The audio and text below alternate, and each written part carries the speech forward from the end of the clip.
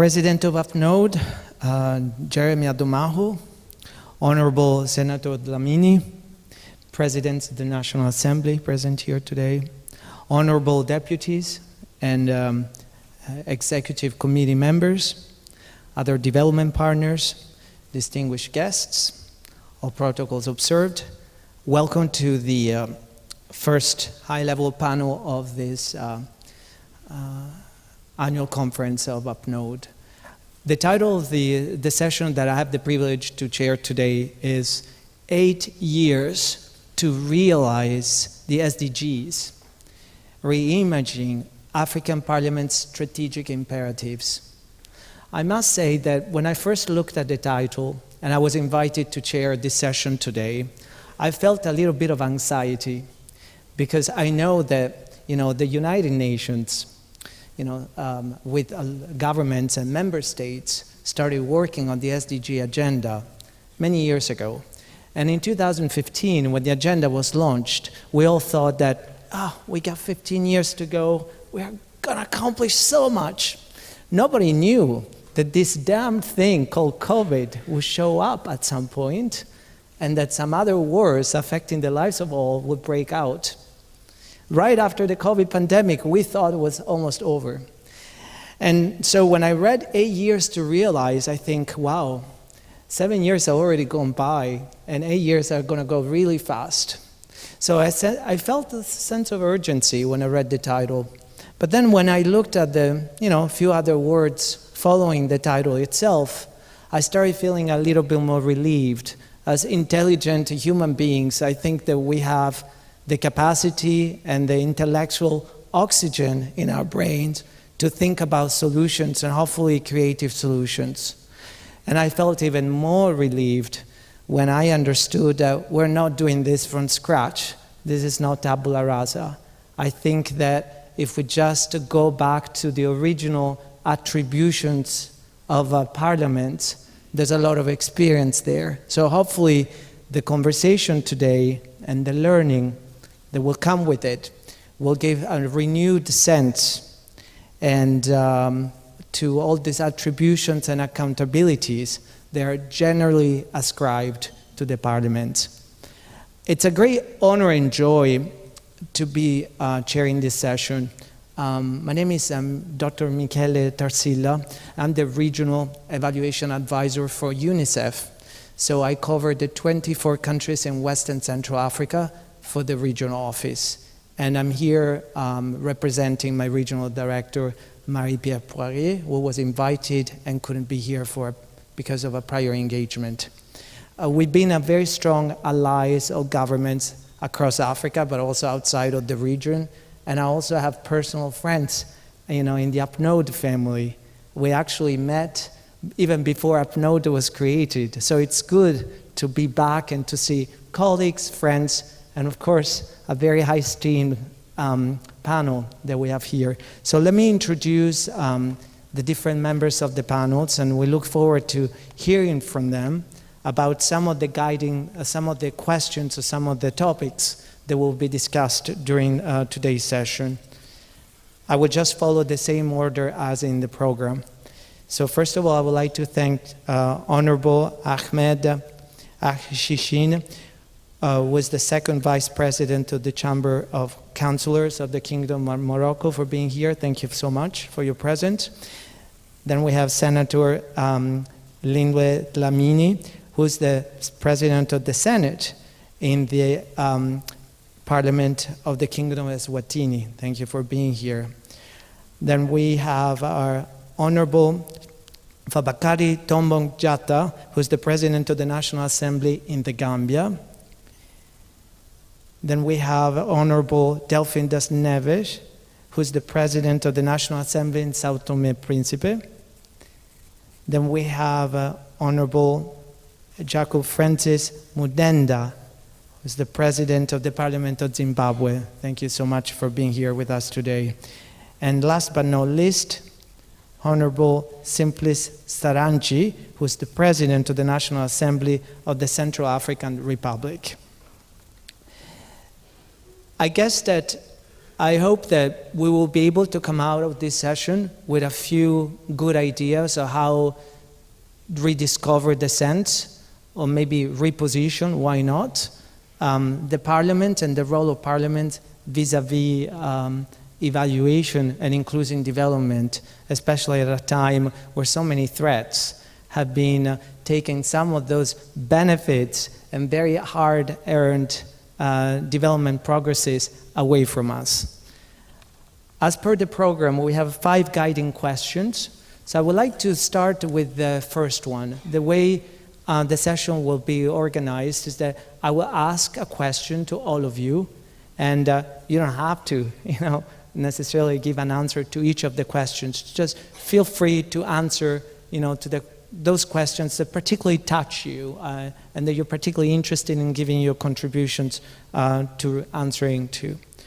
The first question is very much what I would call an inspirational question. It's very much about what is going to inspire us, what are the principles, what are the commitments, what are the imperatives that should guide and really direct the actions of the Parliament, of course, alongside with other actors such as government, civil society, and development, in order to achieve the 2030 Agenda for a sustainable development. So what are some of those principles? What are some of those imperatives that should really be there and really inspire us, rather inspire you, and the work that you do in your respective parliaments? I don't know if maybe we could just go very freely, as whoever would like to answer, you could just turn your microphone on, and then we'll just go from there. So is there anybody that would like to take the challenge? Honorable Shishin, please. Si le micro. Il faut appuyer le bouton rouge, l'écran. Oui, c'est ça, absolument. Oui, on va essayer d'augmenter le son. J'espère que ma voix porte. Alors, merci, Monsieur le Président, d'avoir eu l'amabilité d'introduire ce panel. Et peut-être, avant d'apporter un élément de contribution à cet échange, je voudrais aussi, en mon nom et puis au nom de tous mes collègues de la Chambre des conseillers, souhaiter la bienvenue et un agréable séjour à nos amis de l'APNODE. Ils sont chez eux. Et je pense qu'on ne pouvait pas engager de meilleurs échanges autour des questions que vous venez d'évoquer, à la fois autour des objectifs de développement durable, autour des impératifs que vous avez fixés. Nous sommes effectivement à 8 années simplement de la concrétisation de cet agenda qui a été défini avec beaucoup d'ambition il y a quelques années de cela. Et je voudrais, pour être très interactif avec votre question directe sur quels sont les impératifs aujourd'hui pour des institutions qui occupent une place particulière dans le paysage politique national comme les parlements, dire peut-être que nous sommes très fortement interpellés par l'ensemble des objectifs, mais nous sommes plus particulièrement concernés, et je mettrai un focus là-dessus, par les objectifs 2, 3, 4 et 6, qui tournent autour, comme vous le savez, de l'accès à des biens de consommation de base, de la question du droit à la santé, de la question bien sûr du droit à l'éducation et puis du statut des femmes dans nos sociétés qui malheureusement reste encore très en deçà de nos ambitions à tous. Le premier éclairage, c'est d'abord de dire que malheureusement une tâche qui était déjà très complexe au moment où ces objectifs ont été énoncés l'est davantage aujourd'hui que nous avons 3 années de pandémie derrière nous. Nous savons tous que nous avons tous à l'échelle de nos pays, à l'échelle de nos groupements régionaux et à l'échelle internationale, beaucoup de difficultés à rejoindre l'agenda qui a été fixé par les Nations Unies. Je crois que nous le sommes encore plus aujourd'hui du fait des retombées et de l'impact de la pandémie, à la fois sur les questions de santé, sur les questions de creusement des inégalités et puis bien évidemment des questions de retour à ces réflexes de repli sur soi et de souverainisme qui font que peu de marge va être laissée à l'avenir à la coopération. Alors pour être très direct, je crois qu'au niveau des parlements, nous avons 3 leviers essentiels sur lesquels il est possible d'agir. Le premier, il est évident, c'est le levier de la loi, le levier de l'initiative législative qui doit revenir au Parlement, parce que dans chacun de ces objectifs, pour ne prendre que celui de la santé ou du droit à l'éducation, on passera obligatoirement à un moment donné par la définition d'une règle ou d'une norme qui, elle, va revenir à la loi.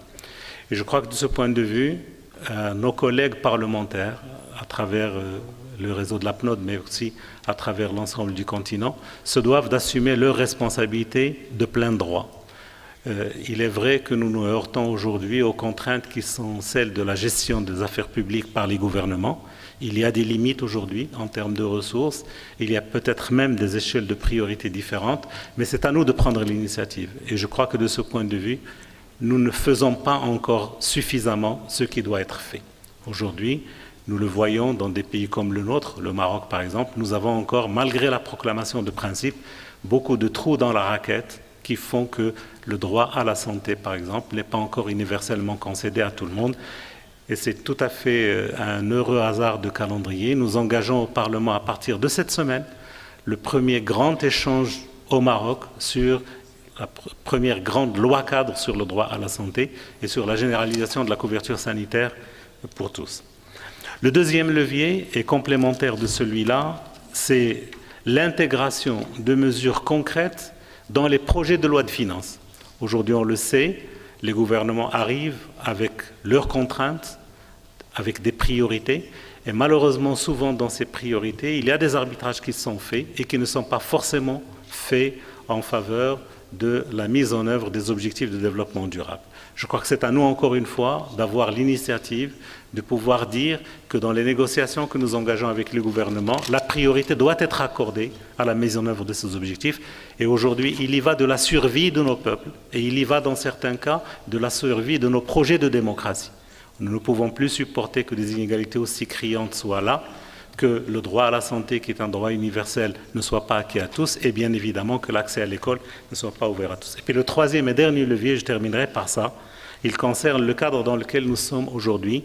Je crois très fortement que la promotion de la concertation et de la coopération entre les parlementaires sud-sud est extrêmement enrichissante et peut nous apporter, j'espère qu'on en aura la démonstration tout à l'heure, à travers des initiatives qui sont développées ici et là, pour qu'on puisse tout mettre en œuvre pour leur généralisation. Merci. Merci beaucoup, honorable Chichine. Je voulais savoir, oui, sénatrice Zamnimi, s'il vous plaît. And may I observe all protocol, since we're in the afternoon session. Maybe just to add to the question, just two strategies that I think are important. One is to say that the 2030 agenda places people at the center of the agenda, and therefore investment in human capital development and safety nets to grow at whatever magnitude. Maybe we're looking at 40% as a country. Nation building, we've seen it as an imperative. Nation building and unity to restore peace and stability. I think development is elusive if there is no peace in any country.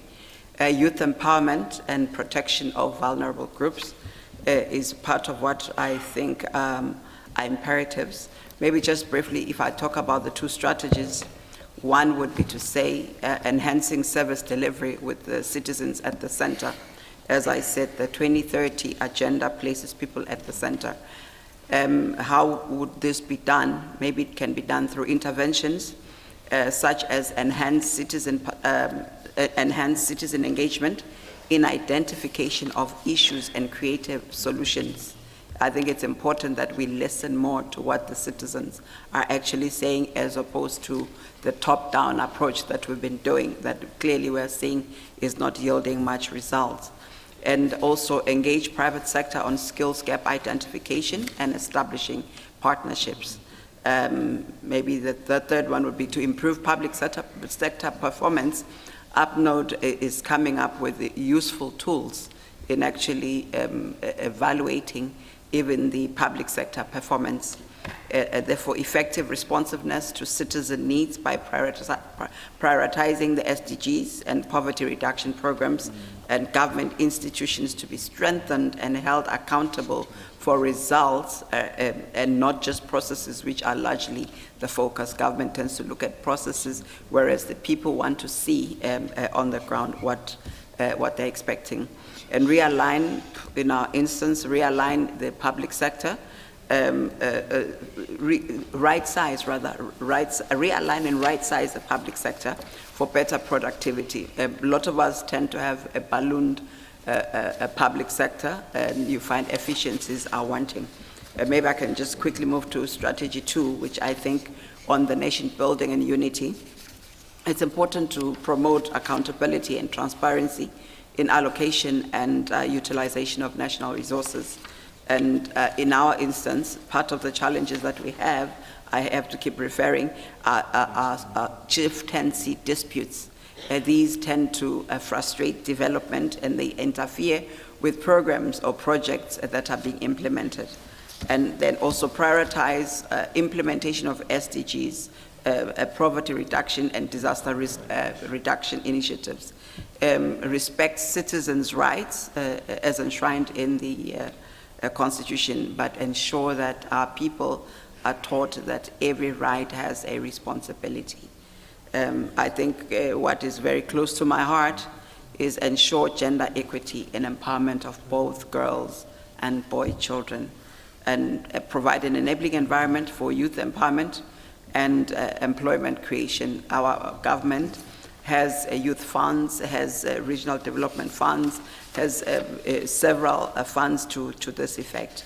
I think I can just say that I think Parliament can also just ensure briefly a well-defined public finance management, well-defined public management tools. Yeah, I think I can just stop there and allow my colleagues to add to that. Parliament does need to review laws to enable public and private sector to work together to advance and augment financial resources and capacity. I think we are missing out on leveraging on the private sector, particularly in those times when we have experienced poor economic growth exacerbated by COVID-19, the climatic conditions that have actually just affected the gains we've made, and now the Russia-Ukraine war, it's just getting from bad to worse. So we can leverage on the private sector, and as legislators maybe come up with policies where we say, how do we then cushion the private sector, maybe through tax, tax rebates or whichever way that would work, but have private sector actively involved. Thank you very much. Thank you so much, Senator Domini.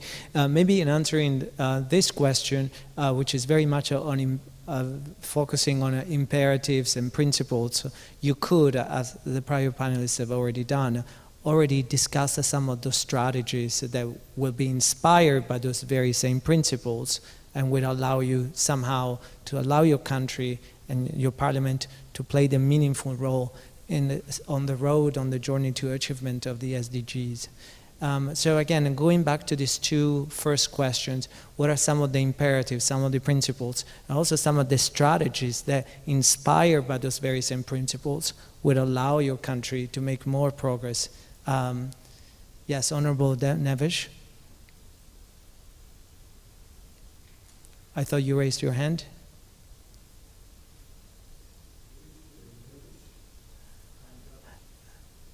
Levantou a mão. Pode falar. There's no really an order. Anybody goes, yeah. Honorable Jata, please go ahead. I thought that you wanted to skip this first round and discuss, so contribute later. So please go ahead.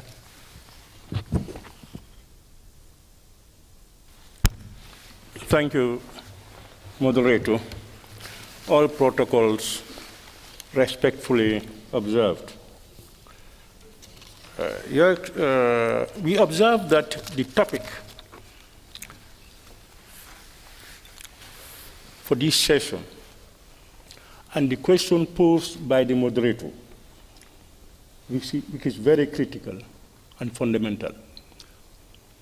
Where do you position Parliament towards the realization of the objectives of the 17 SDGs?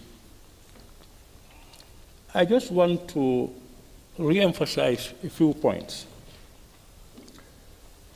The 2030 agenda actually places people at the center of development. And parliamentarians are representatives of the people. And some of the core functions of Parliament include legislation, oversight, and representation. Therefore, Parliament can be one of the key drivers for the implementation of the SDGs. What can parliaments do in this process?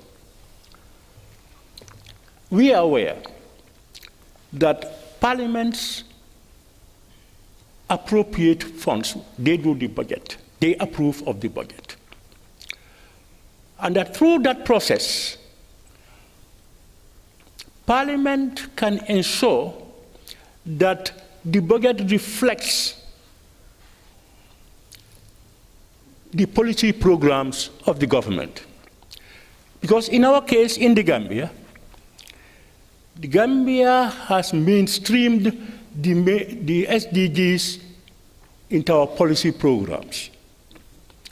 In that respect, it becomes easier for Parliament to ensure effective oversight over especially the budget, so that it reflects that. The other thing also, for us in the Gambia, we are aware that as representatives of the people, and the whole SDG issue should be bottom up, and it should be people-centered, and it should be decentralized at the local level. And parliamentarians come from these people, from these local areas. We ensure that we have a parliamentary network on the SDGs. And they were trained, well-trained, and they champion the issue of SDGs, and they report to plenary. And they also go all out to talk and ensure that our people are part of the whole process of attaining SDGs.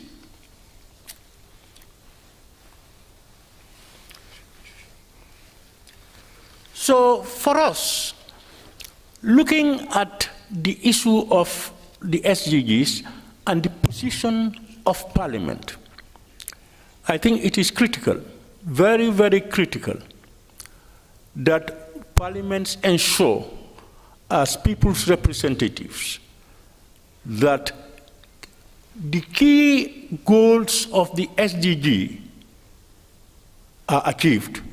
For us in the Gambia, we have attained almost 80 to 90% of some of the key goals: access to education, medical access. We also have SDGs, sanitation, the issue of building an effective and inclusive institution towards ensuring the achievement of the SDGs. I will pass the baton to my colleague to add onto it until another time. Thank you very much. Thank you, Honorable Jatta. Thank you.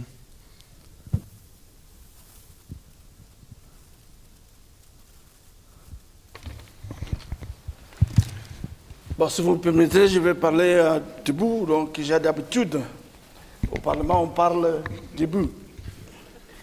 Bon, je vais parler en portugais quand même, je ne peux pas parler en français, donc c'est la règle.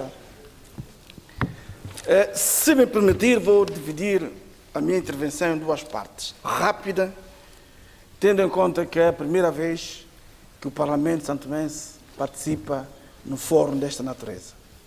Já fomos convidados para algumas assembleias, mas não tivemos ocasião de participar. E esta reunião, para mim, é importante e um pouco estranha, porque desconhecemos o estatuto da APNODE para saber se a representação aqui presente pode tomar determinadas decisões. Assisti à aprovação dos relatórios, mas fiquei calado durante muito tempo, porque fiquei na dúvida, quando eu olho para a esquerda e a direita, o número de representação aqui nesta Assembleia, se é legítimo, credível, para tomar decisões. Acho que nós, africanos, temos que nos encontrar. Antes mesmo de falar do desenvolvimento que nos é imposto pela comunidade internacional, saber quem somos nós, o que é que nos une, se é apenas continente africano, de norte a sul, este a oeste, ou se é porque nós temos algo que nos une com franqueza, com determinação, de modo que possamos desenvolver o continente. Sem exagero de protagonismo, sem tentar diminuir as potencialidades daqueles que são mais fracos, pequeno Estado ou pobres, ou de grandes Estados e ricos. Valorizar, primeiramente, a riqueza que nós todos temos, que são os recursos humanos. Pessoas, gente. E, em alguns casos, nós temos muita dificuldade de valorizar homens e mulheres que nós temos. E queremos desenvolver. Como desenvolver um continente se nós ignorarmos as pessoas? Como desenvolver um continente quando às vezes esquecemos que existem países do continente só porque não são ricos, só porque são pequenos, nós próprios desconhecemos. Eu falo do caso de São Tomé e Príncipe. Um país rico, não é pobre. Só que a nossa riqueza não é dinheiro, mas é uma belíssima riqueza. Paz, tranquilidade, segurança, liberdade. Uma riqueza que nós não potenciamos. Porque quando há guerra, ou quando há dinheiro, toda a gente conhece o país rico, o país está na guerra. O país da paz. Quase pouca gente fala, né? Se nós queremos efetivamente atingir objetivos do milênio, primeiramente temos que discutir nós próprios. Onde partimos, onde estamos e aonde queremos chegar. Separados, já vimos que é impossível. Unidos, temos vários problemas internos para resolver. Quando temos guerra no continente, estamos mais fracos e pobres. Quando há guerra na Europa, continuamos a ter problemas. Então, onde é que nós estamos, afinal de contas? Qual é a nossa vantagem? Como é que tiramos vantagem também da dificuldade de outros continentes? Nós não ganhamos nada com a riqueza deles, nem ganhamos nada quando eles estão também com problemas. Mas do nosso lado, há sempre vantagem para outros lados. Valorizamos muito o que é dos outros, ao invés de valorizar o que é nosso. Os jovens hoje já não acreditam que os nossos países são capazes, ou capazes, melhor dizendo, de trazer a prosperidade, independentemente daqueles que são ricos, daqueles que são pobres, ou que estão em via de desenvolvimento, por causa da mensagem que nós estamos a passar. Nós não passamos uma mensagem de unidade, de integração, de inclusão. ver que os homens e as mulheres têm que andar de braços dados, independentemente daquilo que tem sido o tema hoje, a paridade. Não tem que nos impor a paridade. Nós temos que reconhecer a paridade. Posso vos informar, a título de exemplo, nós aprovamos uma lei há pouco mais de 6 meses, a lei eleitoral, que impõe que na lista dos deputados tenham 30% no mínimo de equidade de gênero. Atenção, nós não estamos a falar 30% das mulheres, equidade de gênero, pode ser homem, pode ser mulher. Porque quando se fala muito de equidade de gênero, a tendência logo é pensar nas mulheres. Por quê? Porque os homens controlam grande parte. Há pouco mais de um mês, aprovou-se a lei de paridade, com 40%, no mínimo 60% do outro lado. Mas isso quer dizer o quê? Começar a valorizar a mulher. Tivemos hoje no almoço, e dizia a Presidente do Senado, eu chamo sempre Suazilândia, desculpe, mas é o hábito. E quer dizer que nós temos que respeitar as mulheres, valorizar as mulheres, porque nós, os homens, vimos das mulheres. Mas também as mulheres devem respeitar os homens como parceiro, como amigo, como irmão. Se eu quiser efetivamente responder à sua pergunta, tenho muitas dificuldades hoje de responder uma pergunta com certeza.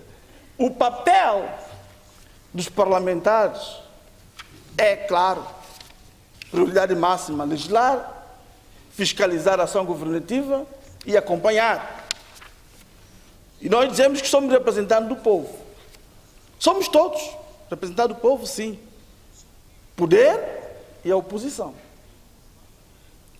Precisamos de ter uma concertação nos nossos parlamentos africanos. Na sua maioria, não quero aqui exagerar, meter todos no mesmo saco. Não. Mas em grande parte, o poder governa e a oposição está amanhetada. A oposição também governa. Não é só criticar, não é só falar, não é só queixar. Apresentar propostas concretas de alternativas para melhorar o texto, para melhorar a governação, porque nós todos representamos o povo. Mas o que vemos nos nossos países africanos, como dizia também no almoço, é que nós importamos uma democracia que não é nossa. A democracia que nós temos não é nossa, nós importamos. E depois fazemos pequenos remendos que vai consubstanciar num fraude. Fraude constitucional, fraude eleitoral, que dá origem a conflitos étnicos, a guerras. Por quê?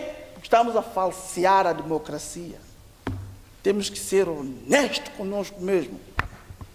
Se a democracia que nós importamos não está sendo adaptável às nossas realidades, façamos a democracia que nós queremos, mas de forma clara, transparente e com lisura democrática.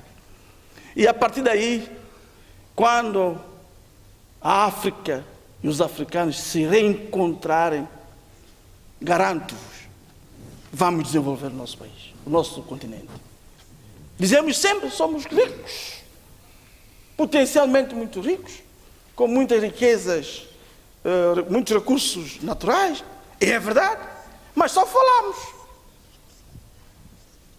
Quando o cidadão comum ouve dizer que o país é rico, o país africano, estou a falar de modo geral, e que tem bilhões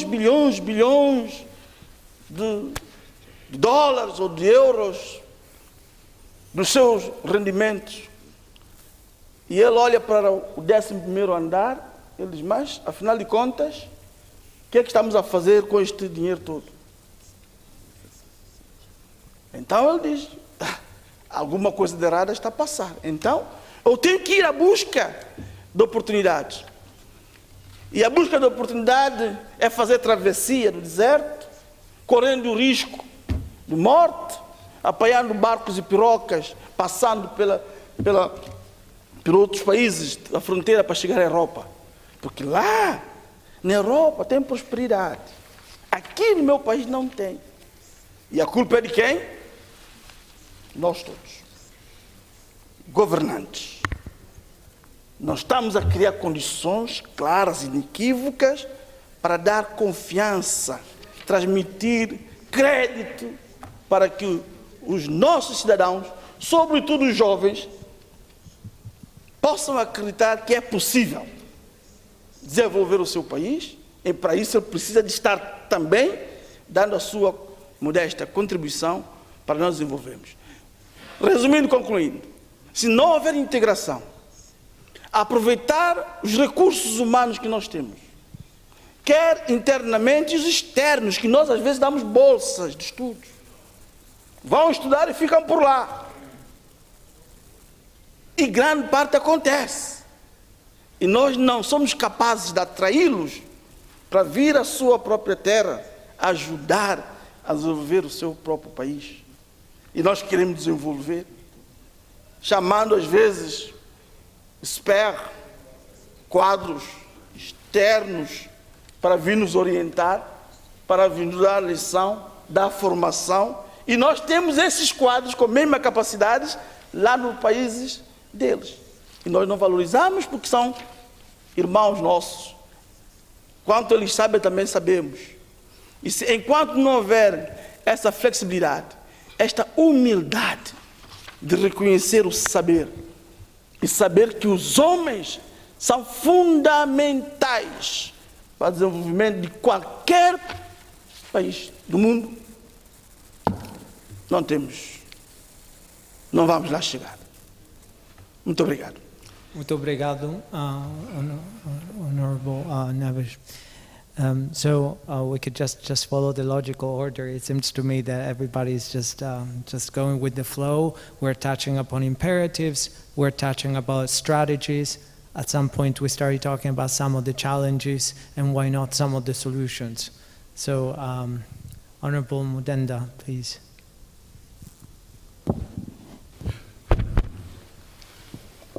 I want more volume. Yeah. Thank you very much, moderator.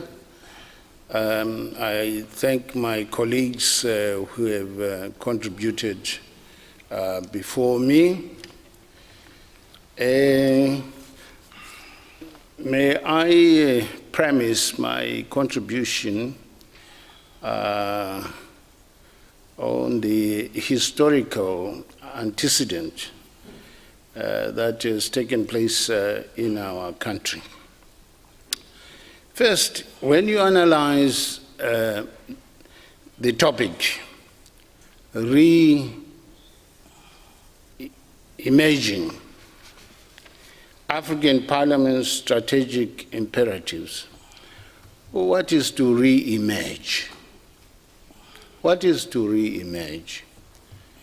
Reimaging entails that we have to rebrand our parliaments.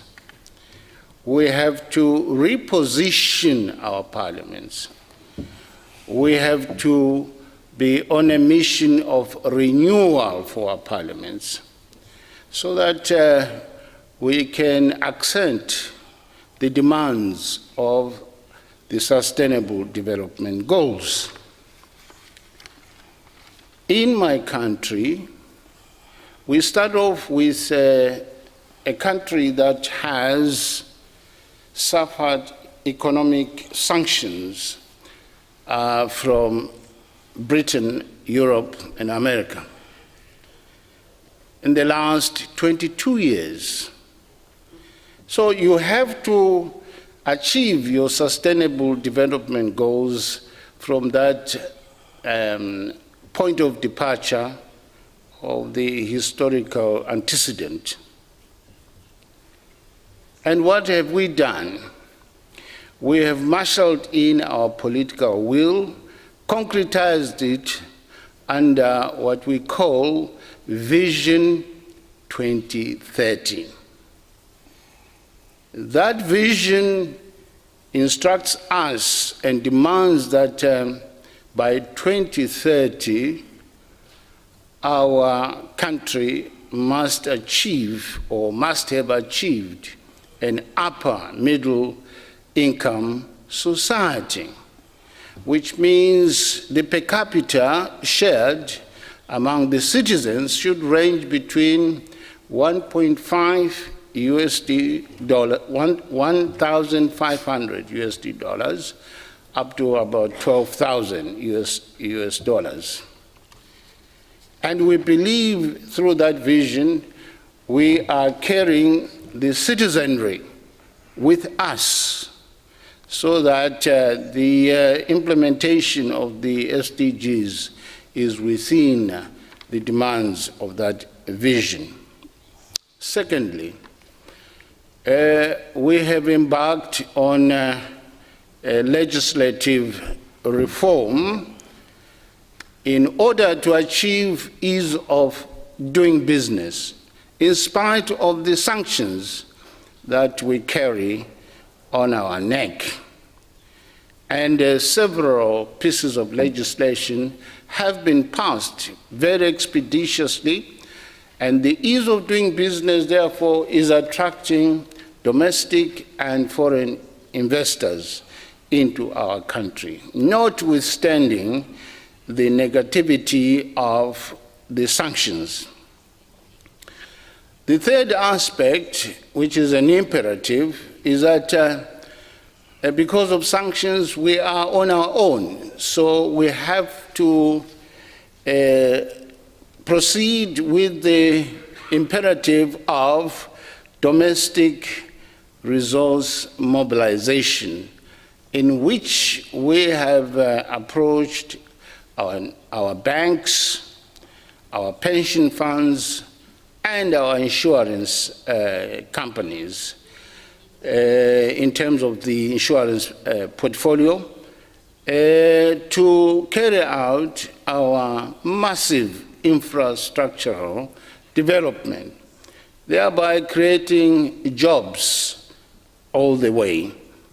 And we have also, in that context, involved the private sector, where the private sector is involved, for example, in the mining, in agriculture, and other agro-industries of our economy. Without the private sector, you cannot implement the Sustainable Development Goals.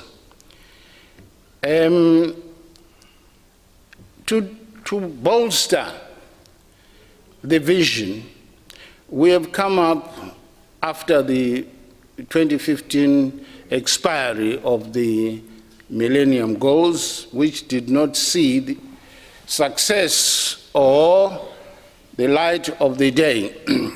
We had to come up with a transitional stabilization program, which was an austerity measure in which we were forced to live within our belt, and in so doing save some money for infrastructural development and other developmental sectors within our call for the SDG environment. And after that, from 2021, we are coming up with the 5-year National Development Strategy, which we call number 1, which expires in 2025. And that strategy is meant to translate first our Vision 2030, which speaks to the SDGs, and also the successor National Development Strategy, which will start in 2026 to 2030. Now, in the process, what is the role of Parliament? The first role of Parliament I've mentioned is legislative reform, increased oversight, on the executive in terms of the prudential management of our public purse. And quite often, the public purse which comes through our national budgets, we tend to forget that this is the taxpayers' money. It is the taxpayers' money. It is public, but it has come from the individuals and companies that have been taxed. So the prudential management of the public purse is a very serious imperative that we need to advance at all times. Now, further, as Parliament, we have formed what we call an expanded Sustainable Development Committee. This is composed of all the chairpersons of select committees.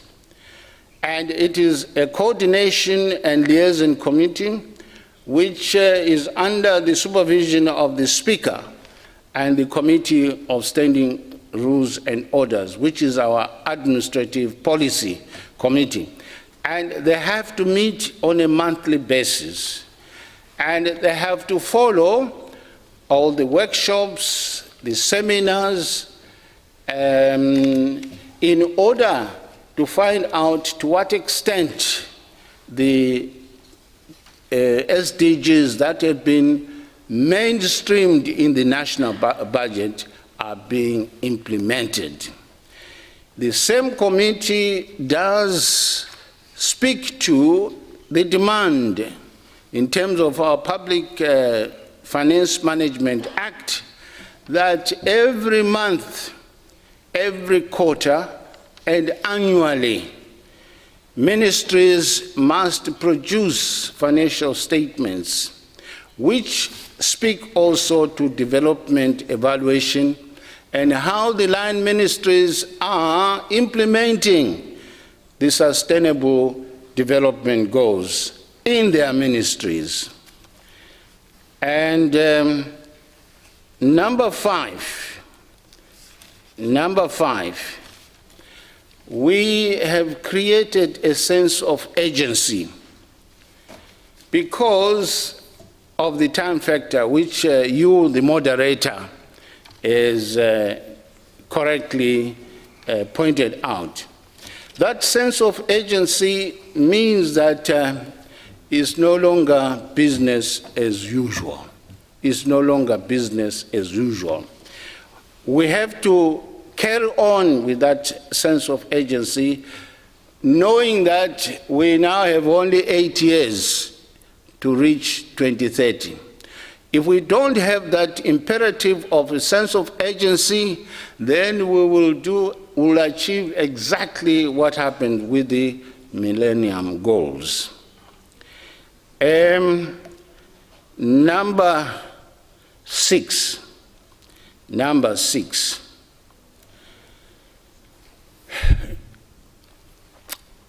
Our Constitution demands that we respect the dignity of hard work. The dignity of hard work. We have tried in some ministries, they want to do work as usual. You start at 8 o'clock, you finish at 5 o'clock. I think our Parliament has taken the lead. Sometimes we have to work over weekends to conduct workshops in terms of the implementation of the sustainable goals. I recall at times I go for six weeks without a weekend at all. When we conduct these workshops, I ensure that I am there, even if we invite external facilitators to assist us. But I sit there. If it is 3 days, I'll be there for 3 days, in order to interpret whether or not our members of Parliament are seized with the issues and understand them correctly, as well as finding out if They really appreciate the conceptual framework of the issues before them. Without the dignity of hard work, honorable speakers, honorable members, there's no way we can achieve the implementation of the sustainable goals. Who are my inspirers? After Second World War, for example, Japan, after the ravages of Hiroshima and Nagasaki bombs, they decided our turf will be science and technology. And they said to themselves, we want to be leaders in electronics. Instead of working for 8 hours, they were working up to 12 hours, 18 hours. The same with the Germans, the same with the Americans, later the Russians, and later still from 1975, the Chinese. If we can't put our hands on the deck, we may have these imperatives, we may have some vision that support the SDGs, but without respecting the dignity of hard work, we have not started. Thank you, moderator. Thank you so much, Honorable Mutenda. Thank you. Honorable Sarangi, votre contribution, s'il vous plaît. Merci. Merci infiniment de m'avoir donné la parole. Il est aussi difficile pour moi de prendre la parole, surtout en dernier ressort, alors que de brillants esprits se sont exprimés sur la même question. Si je me fonde sur la question à nous poser par M. Michele Tarsilla, il s'agit pour nous d'émettre des stratégies que nous devrions partager ensemble, nous qui venons des pays différents, pour savoir quelle stratégie pourrait être adoptée pour nous permettre à nous tous d'atteindre sans fioriture les ODD d'ici 2030. L'eau a coulé sous les ponts. Nous avons vécu avec un paradigme qui s'est imposé, mais charge à nous de comprendre que le paradigme que nous avons mis en œuvre jusque-là ne nous permet pas de sortir de l'ornière. C'est pour ça qu'il faudrait en définir d'autres. 2030 n'est pas loin. 2030, c'est bientôt. Est-ce que nos populations pourraient-elles vivre à l'aise avec une stratégie, avec les stratégies que nous mettrions assurément en œuvre dans son intérêt? Je pense qu'à l'impossible, nul n'est tenu, mais il nous appartient à nous de faire feu de tout bois pour que les stratégies que nous aurons à définir pourront permettre à nos populations de vivre décemment à l'orée de l'an 2030 qui s'annonce, qui n'est pas loin. Quelle stratégie pourrait-on mettre en œuvre? Si nous réclamons, si nous déclarons ci et là que la démocratie, c'est la clé de voûte de tout développement, il faudrait commencer par se fonder sur la loi dans un pays. Ce n'est pas parce que nous voulons atteindre les ODD d'ici 2030 qu'on ira à l'emporte-pièce. Il faudrait une bonne méthode de travail en se fondant bien entendu sur la loi. Les lois que nous votons à l'Assemblée nationale, de mon point de vue, constituent une des clés de voûte pour nous permettre d'atteindre ces ODD-là. Ce qui est très important aussi pour nous, je n'ai pas les chiffres en tête, moi qui ai eu à servir dans le gouvernement avant d'être aujourd'hui à l'Assemblée nationale. Les chefs de nos exécutifs s'étaient mis d'accord pour dire d'ici 2030, il faudrait concéder tel pourcentage du budget à l'éducation, tel autre à la santé, tel autre à l'agriculture, que sais-je encore. Ce sont des objectifs que nos présidents respectifs s'étaient mis d'accord pour fixer. Si cela a été décidé par nos responsables des exécutifs, de nos exécutifs, il est tout à fait normal qu'il y ait un suivi, qu'il y ait un contrôle. Qui, mieux que l'Assemblée nationale, pour contrôler les actions du gouvernement, qui a la charge de contrôler les actions du gouvernement, de veiller à ce que le pourcentage du budget dédié à tel ou tel secteur d'activité pourrait être contrôlé. Si on dit qu'il faudrait 18% du budget pour l'éducation nationale d'ici 2020, d'ici 2030, il faudrait que l'Assemblée nationale veille à ce que ces 20, 18, 15, 25% là soient véritablement affectés à l'éducation nationale. Essayons d'abord de voir, mais moi je pense que, je croise les doigts, si on applique ce que d'une commune mesure, nous avons arrêté dans l'intérêt de nos populations, en les mettant en œuvre, mais j'ose espérer que les choses pourront aboutir. C'est vrai, il est tout à fait normal que sous les auspices de l'Union africaine, nous devrons aussi travailler en concertation, nous les différents parlements. Ce qui se passe dans tel ou tel pays, il faudrait qu'il y ait une stratégie de contrôle véritable de nos exécutifs. Je pense que c'est comme cela que les choses pourront marcher. Car il s'agit pour nous de quoi faire, il s'agit pour nous de changer de paradigme, véritablement de changer de paradigme. On dit couramment que la peur du gendarme, c'est le commencement de la sagesse. Le gendarme, suivez mon regard, ici, ce sont les parlementaires. Si les parlementaires se lèvent pour contrôler régulièrement les actions menées par le gouvernement, par nos gouvernements, mais moi je pense que les gens qui meublent ce gouvernement-là, vont avoir peur et puis ils pourront travailler d'arrache-pied dans l'intérêt du peuple pour ne pas se faire taper sur les doigts. Cela est très très important. Une autre approche, c'est ce que le Maroc veut nous amener, c'est une très bonne approche, c'est l'intégration régionale.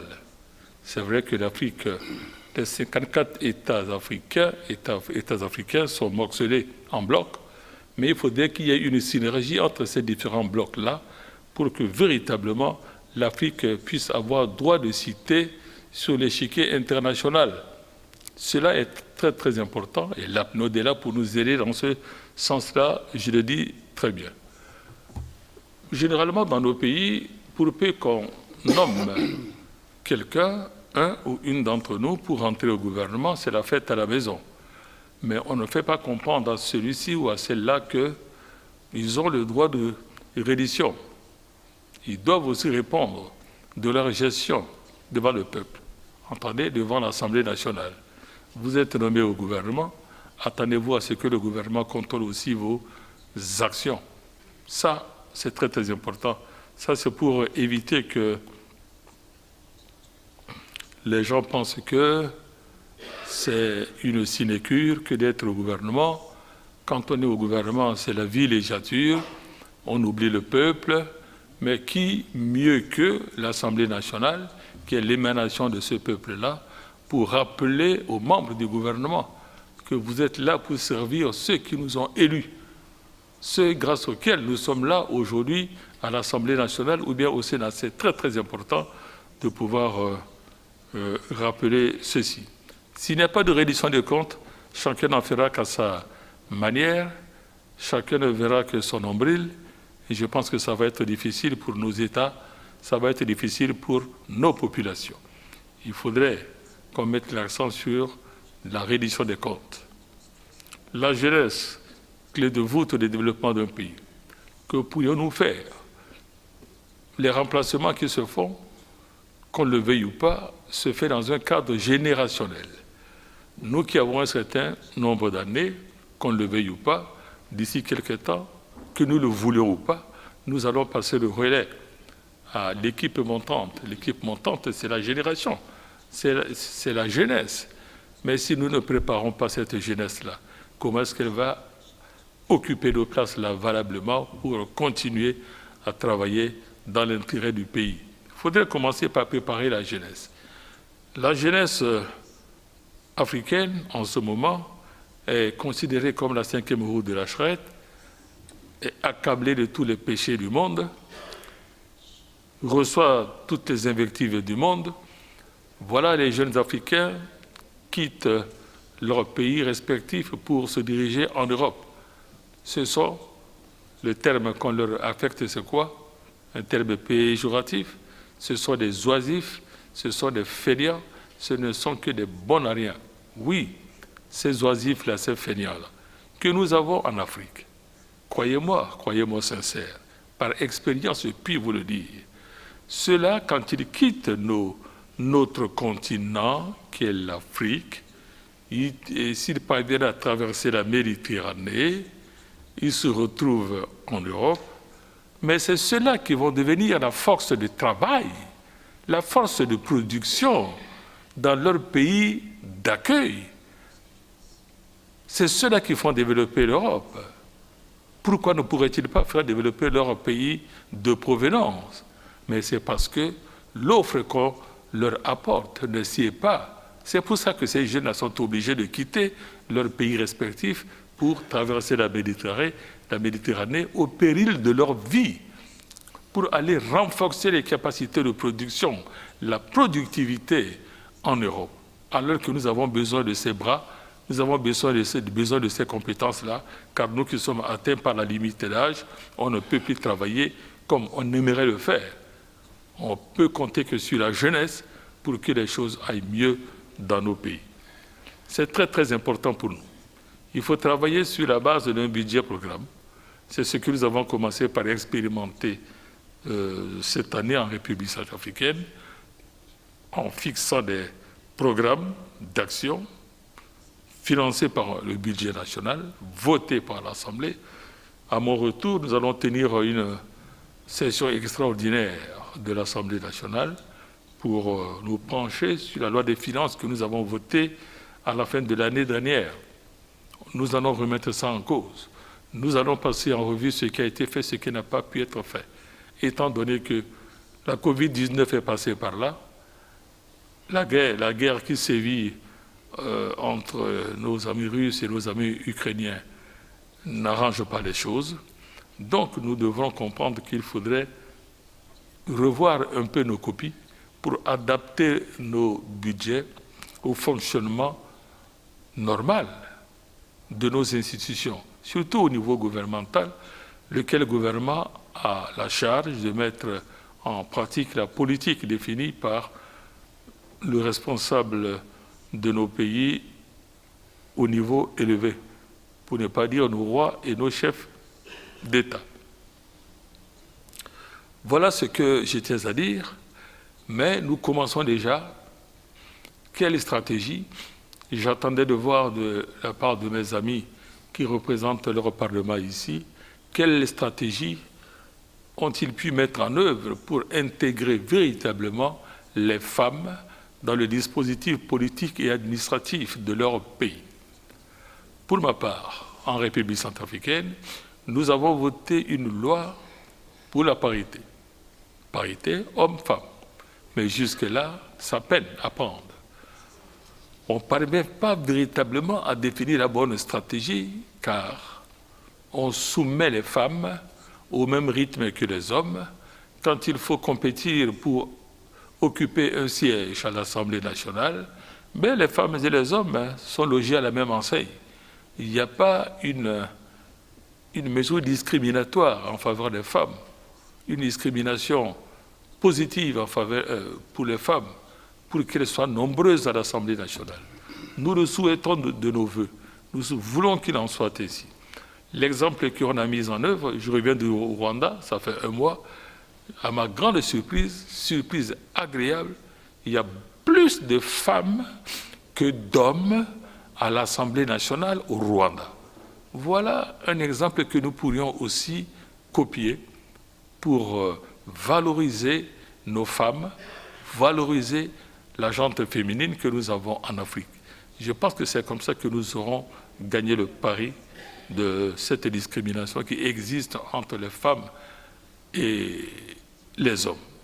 Vous avez suivi comme moi la finale de l'Euro féminin qui a été remportée par l'équipe anglaise. Mais hier, dans ma chambre d'hôtel, je vais suivre les lamentations de ces jeunes filles-là qui ont porté haut le drapeau de l'Angleterre. Ces filles-là se plaignent qu'elles sont moins loties que leurs collègues hommes footballeurs. Elles sont moins payées. Oui, cela se passe en Europe, mais si c'est en Afrique, j'aurais aimé que ça soit le contraire. Que nos filles aussi soient mieux loties, mieux payées que leurs collègues hommes qui tapent dans le ballon rond. Voilà, on veut, en République centrafricaine, c'est vrai que nous avons voté la loi qui instaure la parité entre les hommes et les femmes, mais quand il s'agit de définir le mécanisme pertinent pour intégrer les femmes, pour qu'elles soient nombreuses à l'Assemblée nationale, nombreuses dans le gouvernement, ça pose problème. Pourquoi? Parce que déjà, au niveau des formations politiques, les femmes sont moins représentées. Les femmes qui sont là n'occupent que le second rang. Alors quand on dit qu'on veut prendre le leader des partis politiques pour rentrer au gouvernement, eh bien, ce ne sont que les hommes, encore les hommes, mais pas les femmes. Il faut définir un mécanisme. C'est pour ça que j'attendais de la part de mes collègues ici, voir comment est-ce que cela se passe dans leur pays pour que nous puissions copier bêtement ce qu'ils pourront mettre en œuvre intelligemment. Mais je pense qu'on aura le temps de pouvoir peaufiner, de pouvoir réfléchir sur cette question pour trouver la vraie porte que nous devrons ouvrir pour que nos jeunes soient mieux lotis. Les jeunes Africains, les jeunes Africaines méritent de vivre décemment sur la terre de leurs ancêtres. Les femmes aussi, qui sont nos mamans, méritent valablement de vivre décemment sur la terre de leurs ancêtres, car c'est elles qui nous ont mis au monde. Mais comment faire? Comment faire pour valoriser cette jeunesse? Comment faire pour valoriser ces femmes? Car nous voulons tendre vers les ODD, mais en comptant bien entendu sur la jeunesse et les femmes. Voilà ce qu'il y en est. Mais en République centrafricaine, il y a un effort qui se fait dans ce sens-là, peut-être parce que nous avons le malheur ou le bonheur d'avoir à la tête du pays un professeur de mathématiques. C'est le président de la République qui est professeur des universités. Il est enseignant. Votre humble serviteur aussi est enseignant. Alors, nous nous soucions beaucoup plus des jeunes que nous formons à l'université. Et nous nous battons pour que ces jeunes-là puissent trouver du travail pour vivre décemment afin de s'occuper de notre vieillesse. Peut-être que c'est pour ça que nous portons vraiment à cœur la situation de la jeunesse. Il en est de même aussi pour les femmes. Nous voulons aussi être glorifiés par l'effort que nous déployons pour que les femmes soient en première loge quand il s'agit d'occuper leur place dans notre pays. Voilà ce que je tenais à vous dire. J'ose espérer que l'APNODE va nous aider à pouvoir trouver une réponse à toutes ces préoccupations. Pour ce faire, je vous remercie. Merci beaucoup, honorable Saranji. Je suis vraiment tenté en ce moment de faire un petit résumé parce qu'on a entendu des choses tellement intéressantes qu'avant de passer à la dernière question, je voulais faire une synthèse, mais probablement c'est mieux de vous interpeller encore une fois, de donner du temps aussi aux autres participants et s'il y aura du temps à la fin, éventuellement essayer de retrouver un peu le fil rouge de la discussion fort intéressante. Vous venez de dire justement, on espère que l'APNODE va nous soutenir, va nous appuyer. Et alors, peut-être qu'on peut devenir très pragmatique maintenant. Vous êtes un réseau, c'est la raison pour laquelle vous êtes tous ici et toutes ici. Dans quelle mesure vis-à-vis des défis que vous avez rencontrés, mais aussi des opportunités que vous avez identifiées, l'APNODE peut effectivement donner un soutien et un appui réel, utile, qui peut vous aider et vous assister à faire la différence. Donc si on pense aux défis dont on a discuté jusqu'à maintenant, et plusieurs parmi vous ont identifié aussi des opportunités. On a de l'espoir, l'espoir pour les jeunes, pour les pays, etc. Dans quelle mesure l'APNODE peut vous aider à renforcer votre capacité à la fois de réponse aux défis et aussi de, comme on dit en anglais, seize the opportunity, vraiment capturer les opportunités, et les maîtriser et les instrumentaliser, bien évidemment, pour des buts pacifiques et de développement inclusif. Donc si on passe, parce que jusqu'à maintenant on a parlé d'impératifs, des principes, des difficultés, de l'histoire, c'est très intéressant. Maintenant, si on essaie de traduire tout ce qu'on a discuté jusqu'à maintenant et dire, ok, maintenant en tant que réseau, qu'est-ce que l'APNODE peut faire? Quel type de plateforme l'APNODE représente pour qu'on puisse aller d'avance vis-à-vis de ces défis et de cette opportunité? Encore une fois, on ne doit pas nécessairement suivre la même logique, donc je vous laisse vraiment la liberté. La première personne qui voudrait répondre et qui se sent particulièrement interpellée, prenne la parole et après les autres vont suivre. Merci. Et si vous pouvez limiter votre contribution à un maximum de 3 minutes, de manière qu'on puisse éventuellement donner quelques minutes de plus aux autres participants pour qu'ils puissent aussi poser des questions ou donner une contribution à la discussion. Merci. Vous ne me l'arrachiez, c'est pour vous dire une chose. Nous n'avons besoin que d'une chose, pas de deux. La liberté. Qu'on nous laisse en Afrique tranquille. Voilà ce que nous voulons. Que l'Europe s'occupe de ses problèmes et laisser les Africains aussi s'occuper de leurs. Je prends l'exemple de mon pays, la République centrafricaine. Ce n'est pas à nos frères marocains que je vais l'apprendre. C'est un pays qui est potentiellement riche. Mais ce pays a besoin de se développer, en comptant bien entendu sur ses ressources du sous-sol, du sol, même de l'air. Mais, malheureusement, pour peu que nous touchions au pétrole, parce que nous avons le pétrole, on nous tape sur les doigts. Vous n'avez pas le droit. Nous touchons à l'uranium, n'y touchez pas. À l'or, n'y touchez pas. Au diamant, n'y touchez pas. Au cobalt, n'y touchez pas. Au coltan, n'y touchez pas. Mais comment voulez-vous que nous puissions répondre valablement aux besoins de la population juvénile? Nous avons des jeunes. Nous avons besoin d'exploiter des filières d'activités pour absorber les jeunes.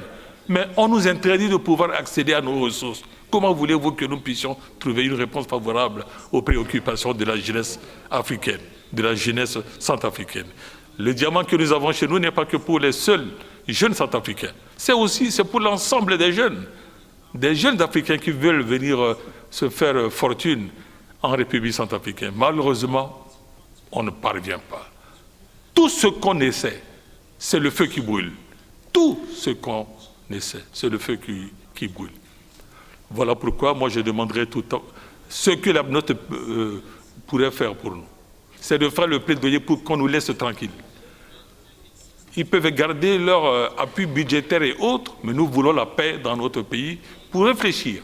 Nous avons des vieilles universités de l'Afrique, à des vieilles universités maintenant, qui ont eu à former beaucoup de cadres de haut niveau.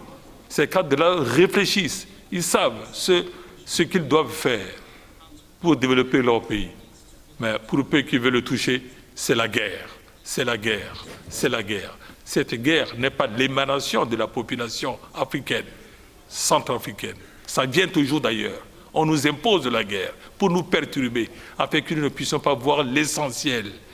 Voilà ce que moi j'ai demandé à APNODE.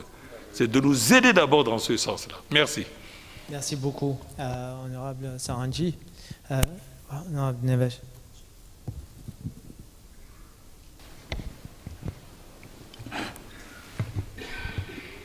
Merci, obrigado.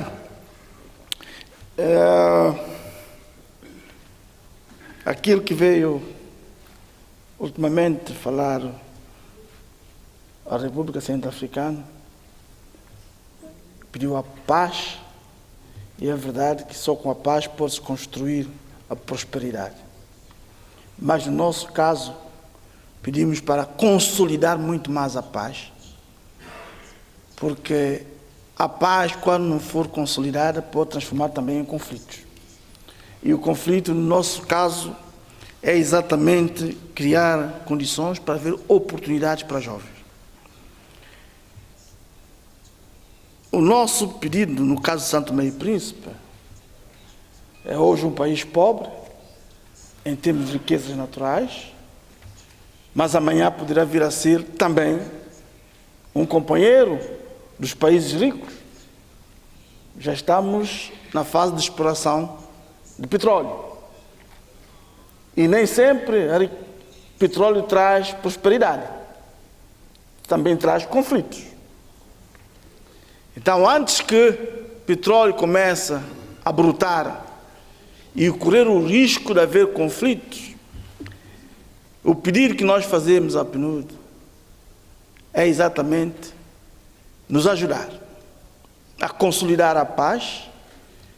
No entanto, na elaboração de um plano nacional de desenvolvimento econômico e social. There's no translation. No translation. Olá. No translation. No translation. So you haven't had any translation since the beginning? No, Okay. Just now. Mais mon problème, c'est le Facebook. Si je parle en français, ils vont dire, bon, il n'est pas respecté les lois. Et dans ce niveau, comme président de l'Assemblée nationale, c'est difficile.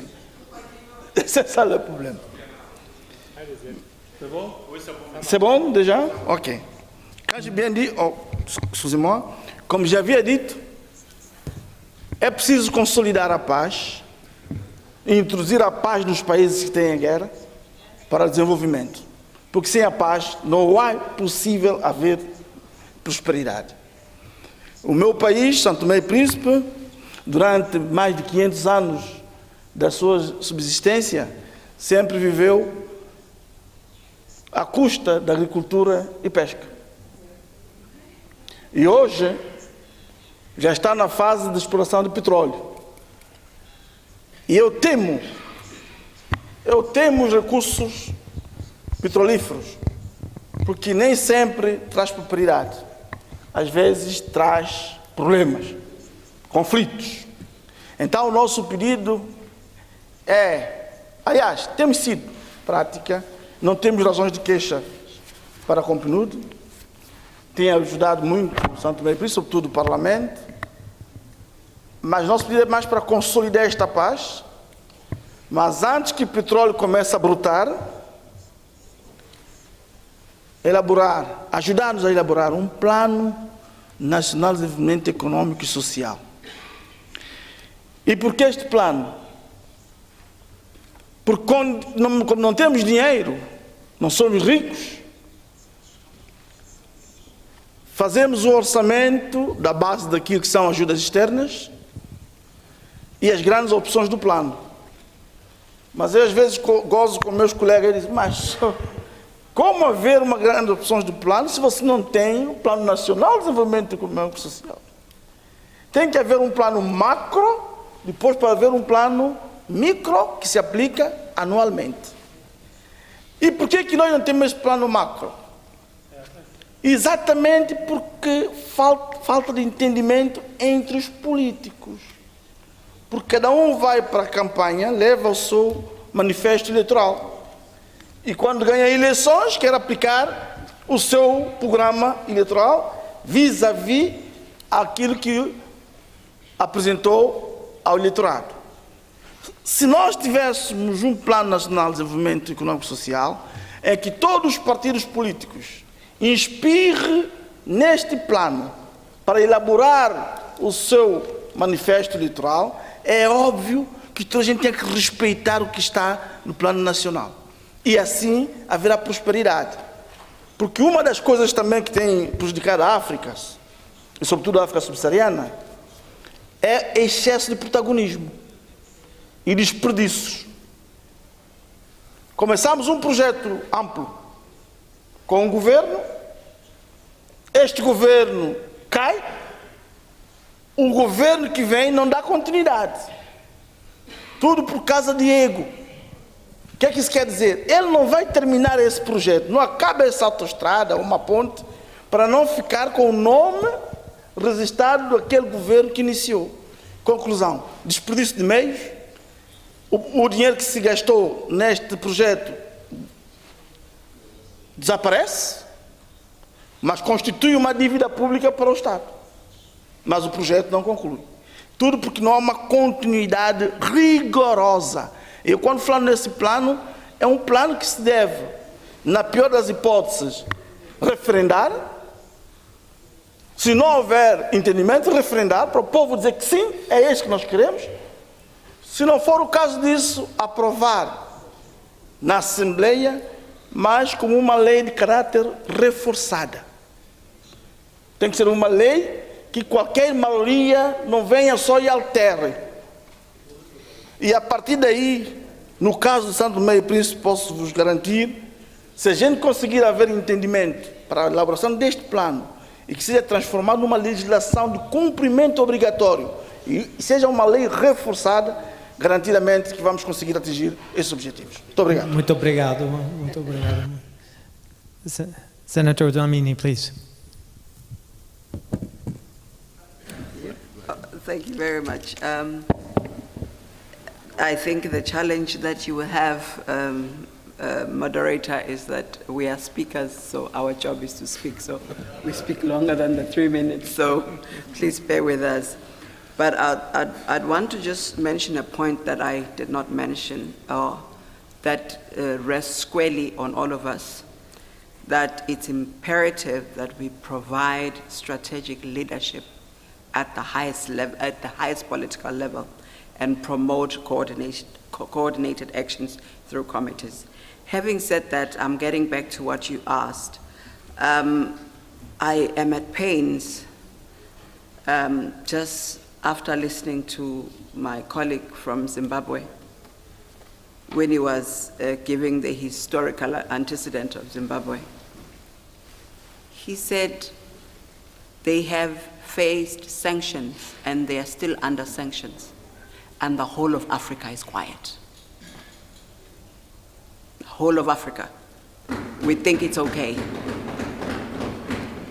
And we are all gathered around here looking for solutions, probably been going to where one of us again will be sanctioned if we don't do what is expected of us from outside. I'm just pouring out my heart. It really pains me that these are some of the things that need to be looked into. And then the other issue that APNODE, I feel, can also do for us is every country in Africa has resources. The amount of resources we have, poverty should not be our portion at all. But unfortunately, allow me for being radical. Allow me to be radical. We are building other economies with our natural resources. And then our children then follow where the resources are. And it is those very countries that do not allow them and they die in the sea. And when they want to go to those countries, very stringent visa requirements are imposed on the African. These are some of the things that just leave us with a heavy heart. Having said that, you know, most of Africa is experiencing unrest in one form or another, experiencing war in one way or another. And who is supplying those arms? Are we over colonialism at all? Or it's another form that is using institutions, that is using democracy, that is using, you know, what we will call human rights, but I feel I need to say this. So APNODE can also help us to look at all of our countries, just do an evaluation of each and every country in Africa. Look at the resources we have and ask yourself, If we have this much resources in the Gambia, if we have this much resources in Eswatini, where are they? What is happening to the people of that country? Where are they going to? I think it's a fair question. I think it's a very fair question. And then APNODE, once APNODE is on the ground, we also look at who is sponsoring or financing the unrest. You'll find, again, it's our international organizations or international companies. It's not financed within. And who are they leveraging on? Our vulnerable youth that are looking for opportunities, and they get abused in the process in the name of democracy or any other way that is promoted to them. I'm not sure if I'm answering anything, but I'm just speaking from my heart. I just think it's important when we are here as speakers. And what we are experiencing in most of African countries, violence, social media, all of those things, and killing the moral fiber of our societies, and our youth now are disrespectful, all kinds of things, and it's cultures that are not local, that are not African cultures. So I'd want to also say that, my brother from the Honorable Speaker from Sao Tome said, one of the things we need to look at is who are we? Who are we? Let's seek to look at ourselves. Who are we? Yes, we have to implement that, but who are we? Do we know who we are as Africans, or we've lost it? Or we are still stuck with divide and rule? If your color is darker than mine, if mine, I'm like, all of those things. We are Africans, we are one. Thank you, Mr. Moderator. Thank you, Senator. Thank you.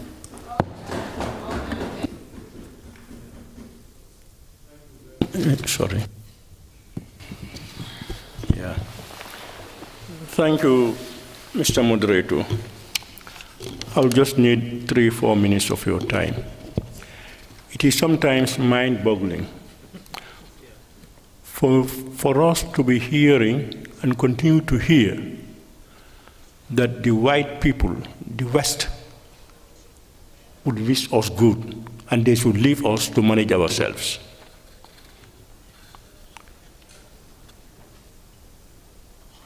Africa, as Africans, we don't lack capacity to be able to diagnose our problems, and we are able to identify solutions to our problems. What then is the missing link, we must ask ourselves. As the Speaker for Zimbabwe said, with sanctions, there are African countries who are happy about African countries being sanctioned. So the issue is not that the West will leave Africa alone. It's their interest to divide us.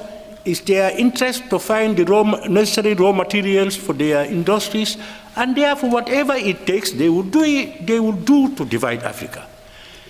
Now, what then is wrong? Let's ask ourselves. Then it becomes the political will and the ability of Africans to accept each other, identify problems, and move together. Now, this divide and rule has been on over and over. You think we will one day sit down to think that the West will leave us so that we can be friends or we can be able to push ahead with all our natural resources? So that for that one, I think we look internally for our solutions, not the West.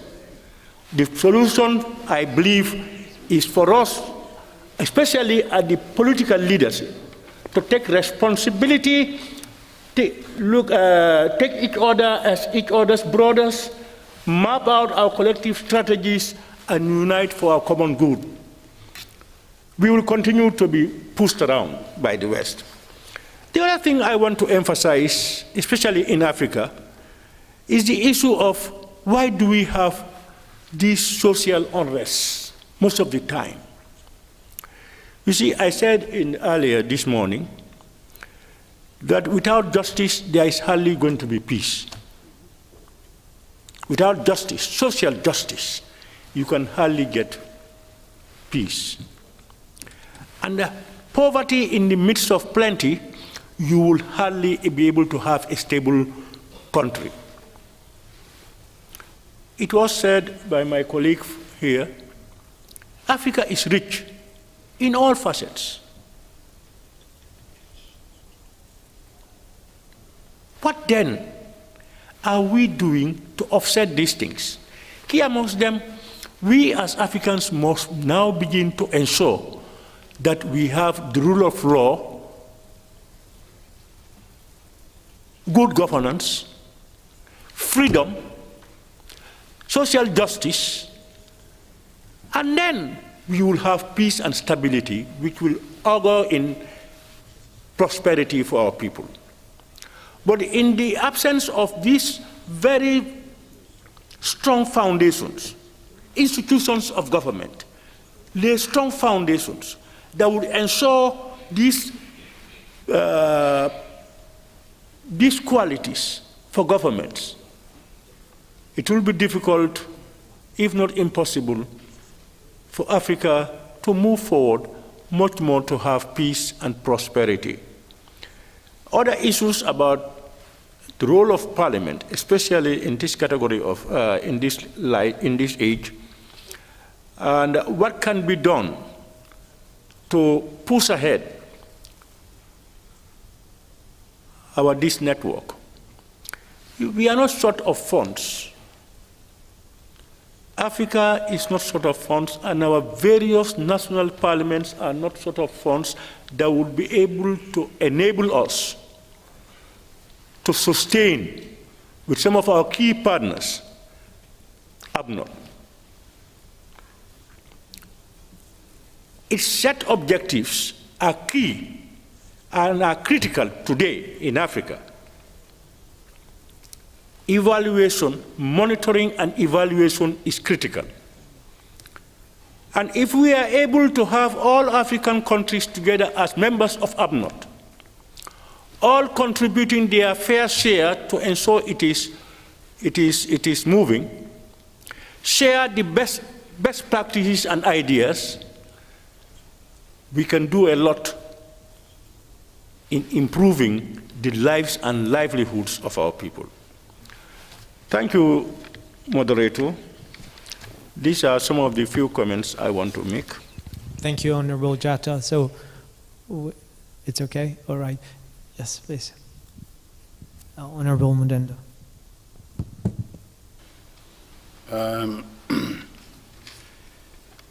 I'm enjoying the contributions from all of us. But Mr. Moderator, I'm wondering whether we are following the questions that you are supposed to pose to us. You posed question number 1, and we seem to have gone off tangent. Some of the issues we have raised here touch on question number 2, even question number 3. We didn't touch upon number 3, but we touched number 1, 2, and then we were trying to touch number 4 and 5, also because in the interest of time. We have not been so directed. That's why I raised the point of order. We need to be systematic. Otherwise, we shall talk on tangent without answering the specific questions that you need to moderate upon. So I'm not sure if you allow us to speak as we want without you directing us. We'll speak forever. I'm tempted also to speak now in general terms, which will be my phase 2 of making some observations.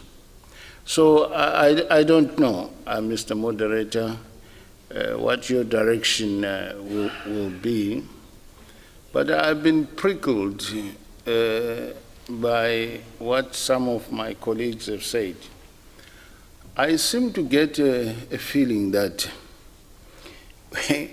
we begin to suffer from victim mentality. victim mentality.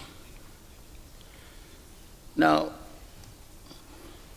we have been enslaved for 500 years.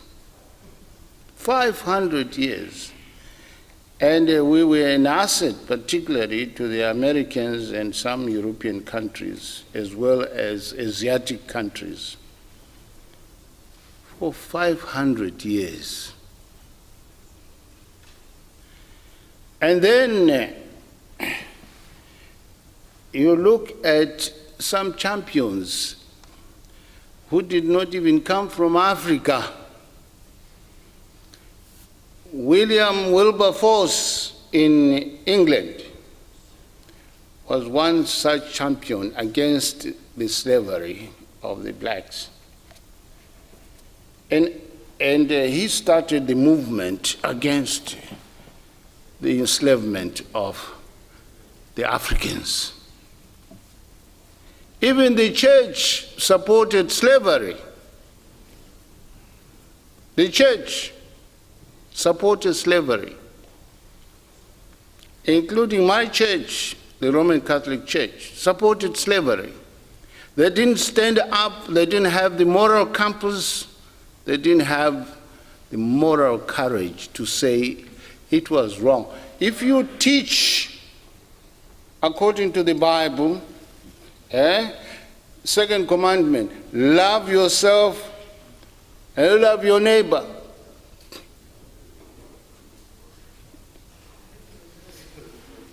Now, in America, there was a movement against slavery. And finally, there was this movement against the slavery. Part of the slavery was also encouraged by fellow Africans, especially the chiefs. So you have internal forces and external forces. In our leadership, political leadership, we have some of our leaders who are now victims of the same imperialists that they fought yesterday.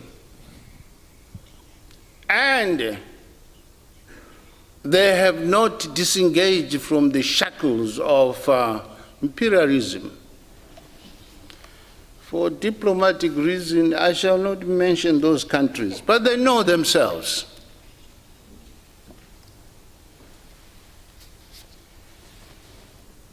Come Ethiopia, Abyssinia then, in 1936, demonstrated to us that you can fight the imperialists. They defeated the Italians. And that's why Addis Ababa, Ethiopia, became the center of the grouping of those Africans who believed that freedom must come through their own actions.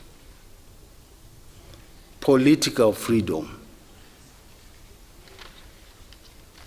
And in some cases, we didn't have guns. We had spears.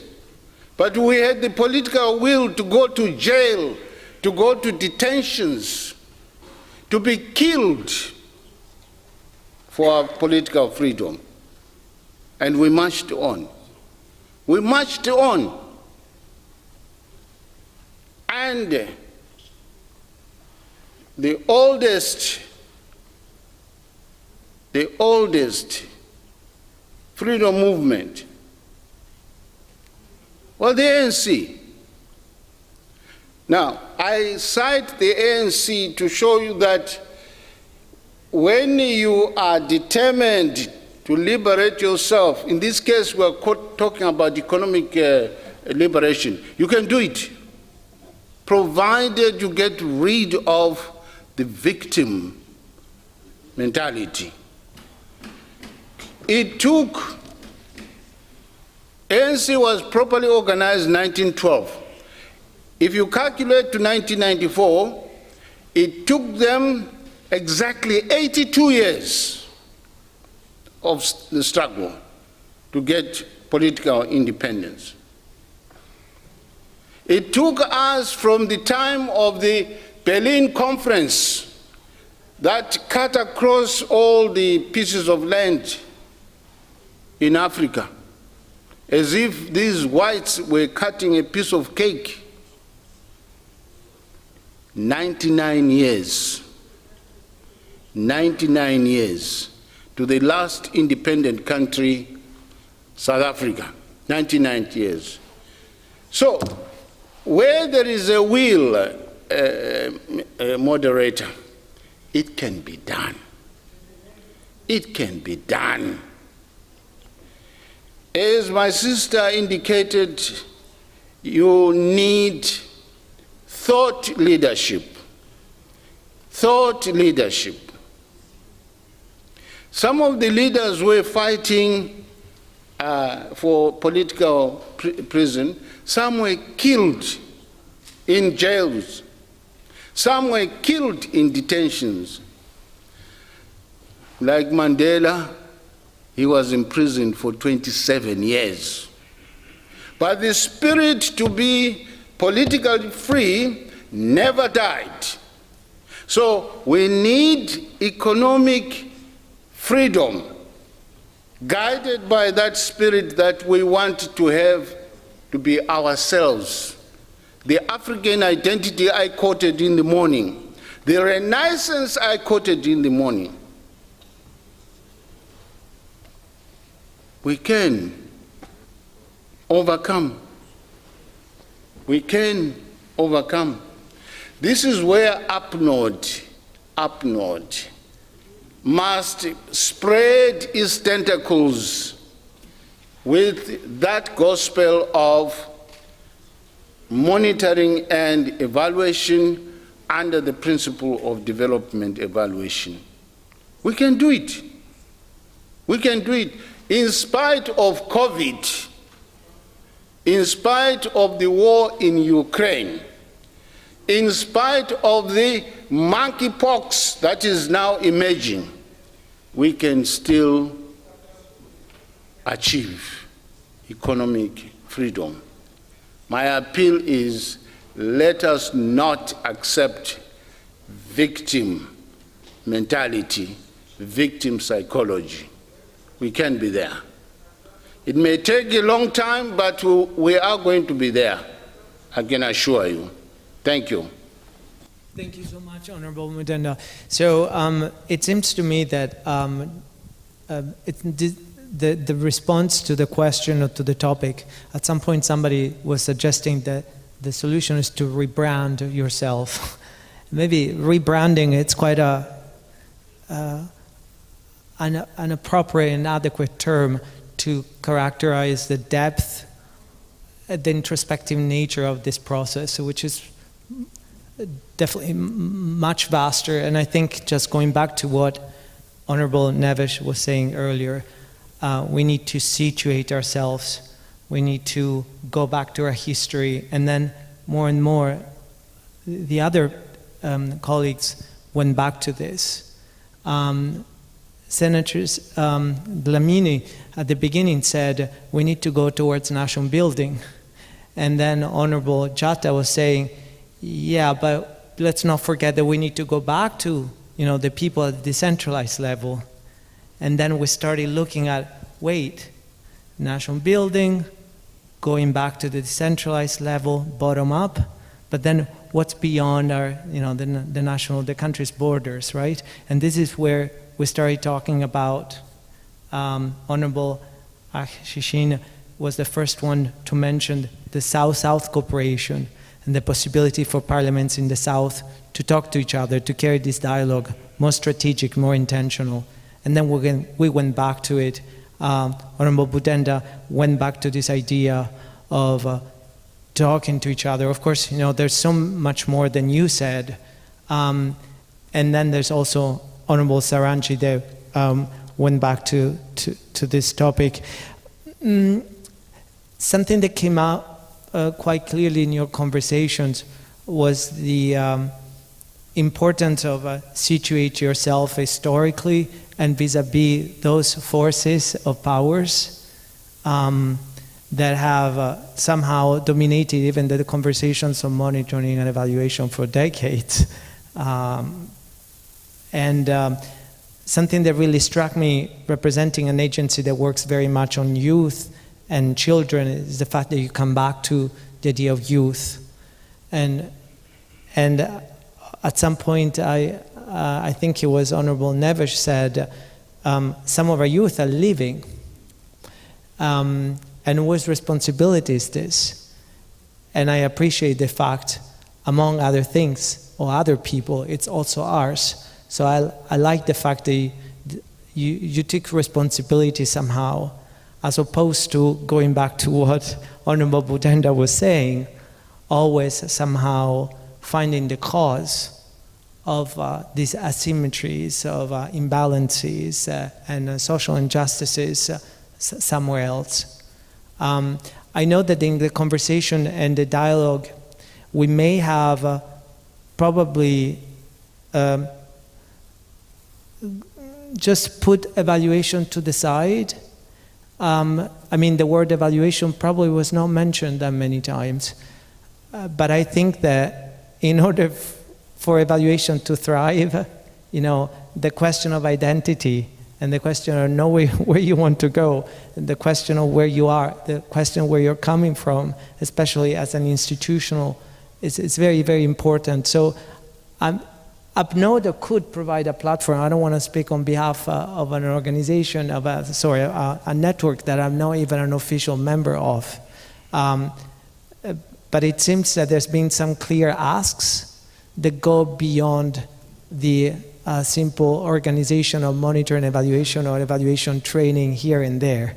What we discussed today was unexpected to me in a good way, and it really pushes us to think more responsibly as development partners too. What are we really discussing? This is not about a theories of change.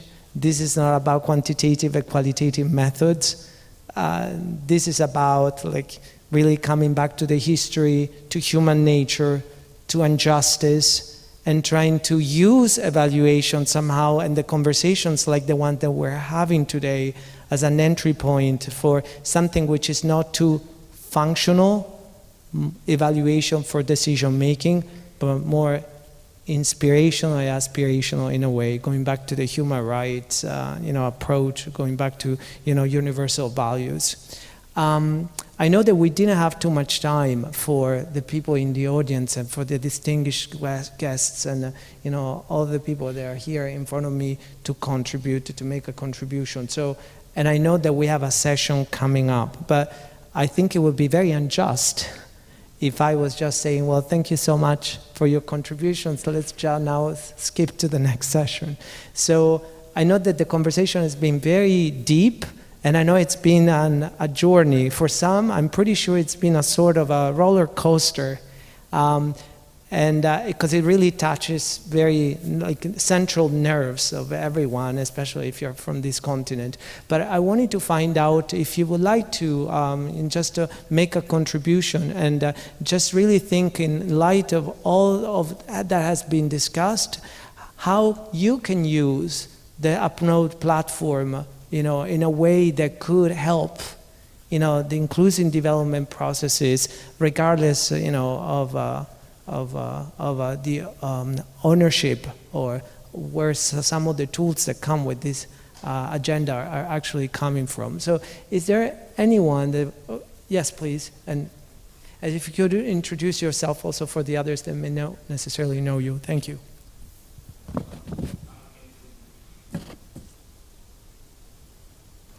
Yeah, I'm Kingsley Nyakon, representing the Ghana Parliament.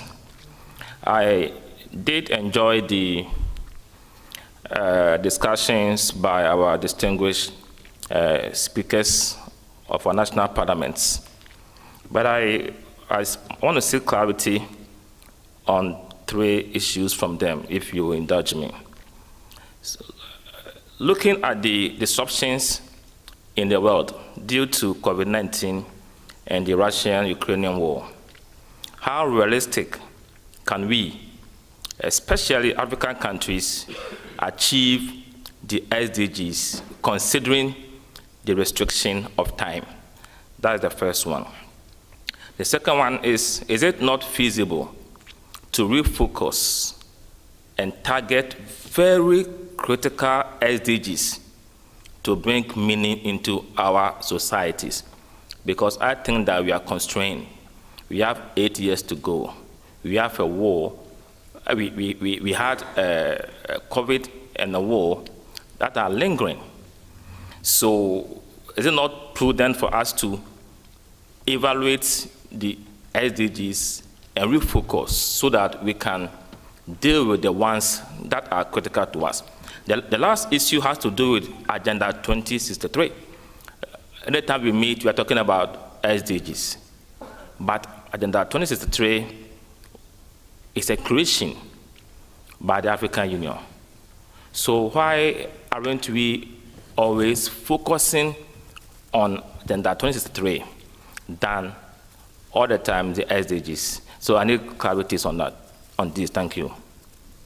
Thank you. And for the other, yes, please. Just one question per person, please. Thank you. Please.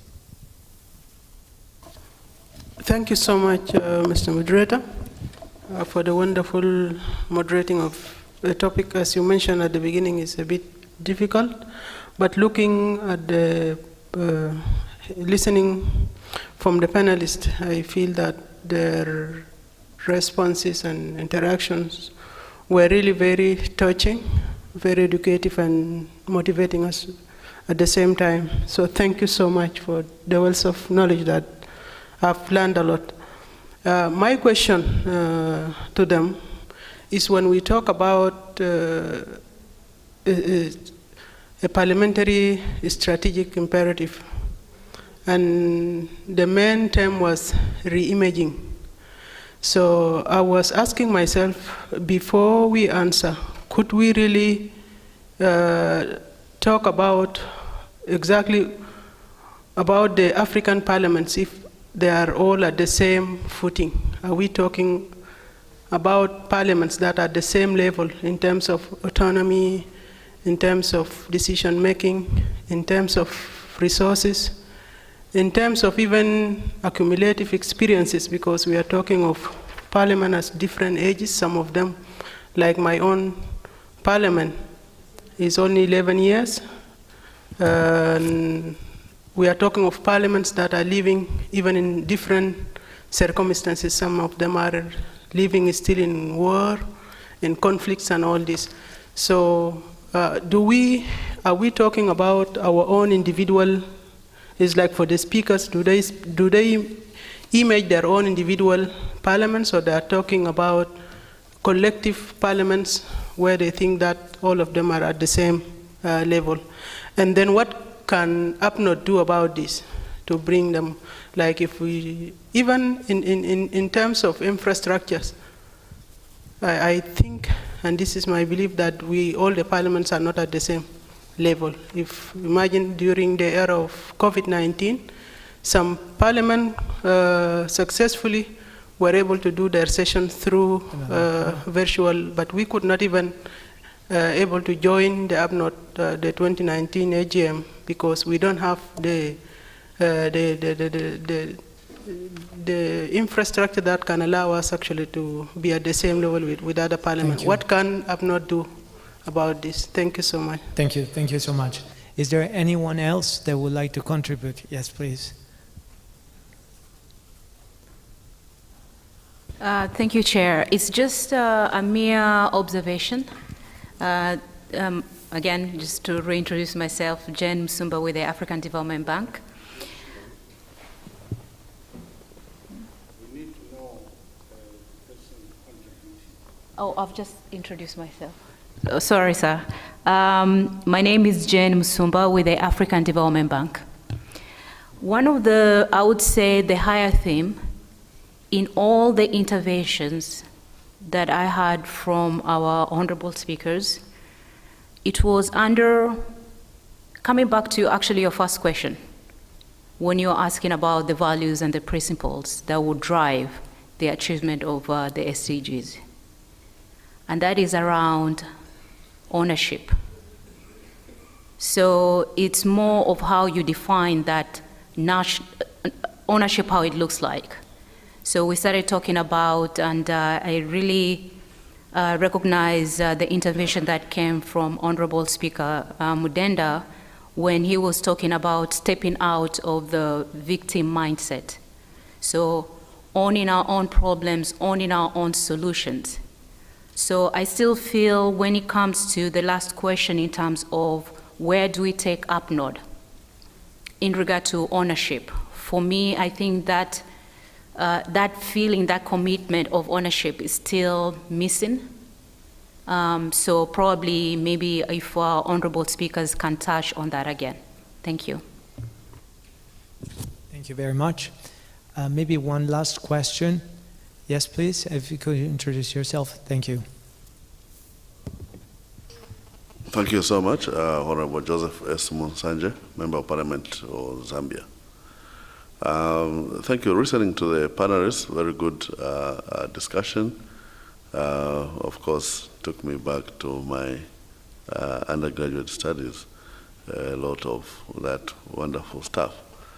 The question is that when I look at the question, 8 years to the end of the SDGs, vis-a-vis we have Agenda 2063, which has been correctly observed that this is what we created as our own, as Africans, and the like.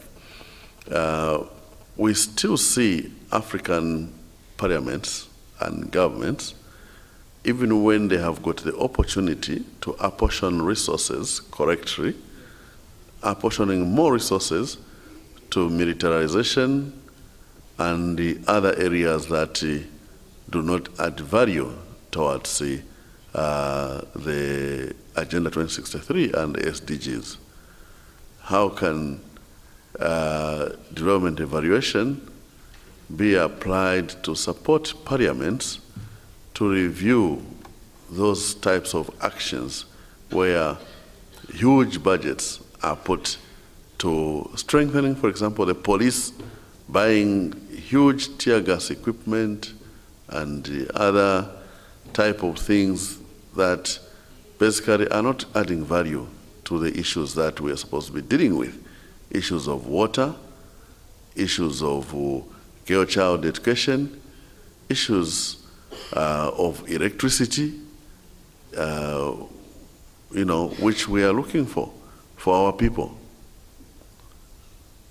And we have parliaments approving these budgets and not taking any actions to stop such budgets. And it's all over Africa. Thank you. Thank you. So I hope that the different panelists were able to capture the 3-4 questions that the other colleagues just asked. So one of the first question was, are we still in time to achieve the SDGs? Is it feasible, maybe, in order to attain something, to refocus, maybe just focus on a few of them? I hope I'm a loyal interpreter of your question. So anyone that would like to respond? Yes, Honorable Shishin. Merci, Monsieur le Président. Je sais qu'on est bien avancé dans la journée. Il y a encore du travail pour la session suivante. Donc, je vais essayer d'être très bref et très direct pour dire qu'en fait, cette question sur qu'est-ce qu'il va en advenir des objectifs du développement pour les années qui viennent est peut-être le nuage qui a plané au-dessus de cette session depuis le départ. Et je crois qu'en fait, c'est la question de fond. Je voudrais juste revenir à une intervention qui me paraît très importante, qui est celle de l'honorable président de l'Assemblée de Centrafrique, quand il a parlé à 3 reprises d'un besoin de changer de paradigme. Je voudrais simplement dire que je pense que dans les années qui viennent, nous serons de plus en plus loin de l'importance et de la dimension centrale que les objectifs de développement ont pris dans notre vision des politiques publiques et du développement pour les années qui viennent, pour la bonne et simple raison que beaucoup de choses sont en train de changer autour de nous. Et cet appel à un changement de paradigme est, à mon avis, aujourd'hui, la dimension la plus importante à prendre en compte. Notre collègue vient de parler dans la dernière intervention du poids de plus en plus grand du stress hydrique.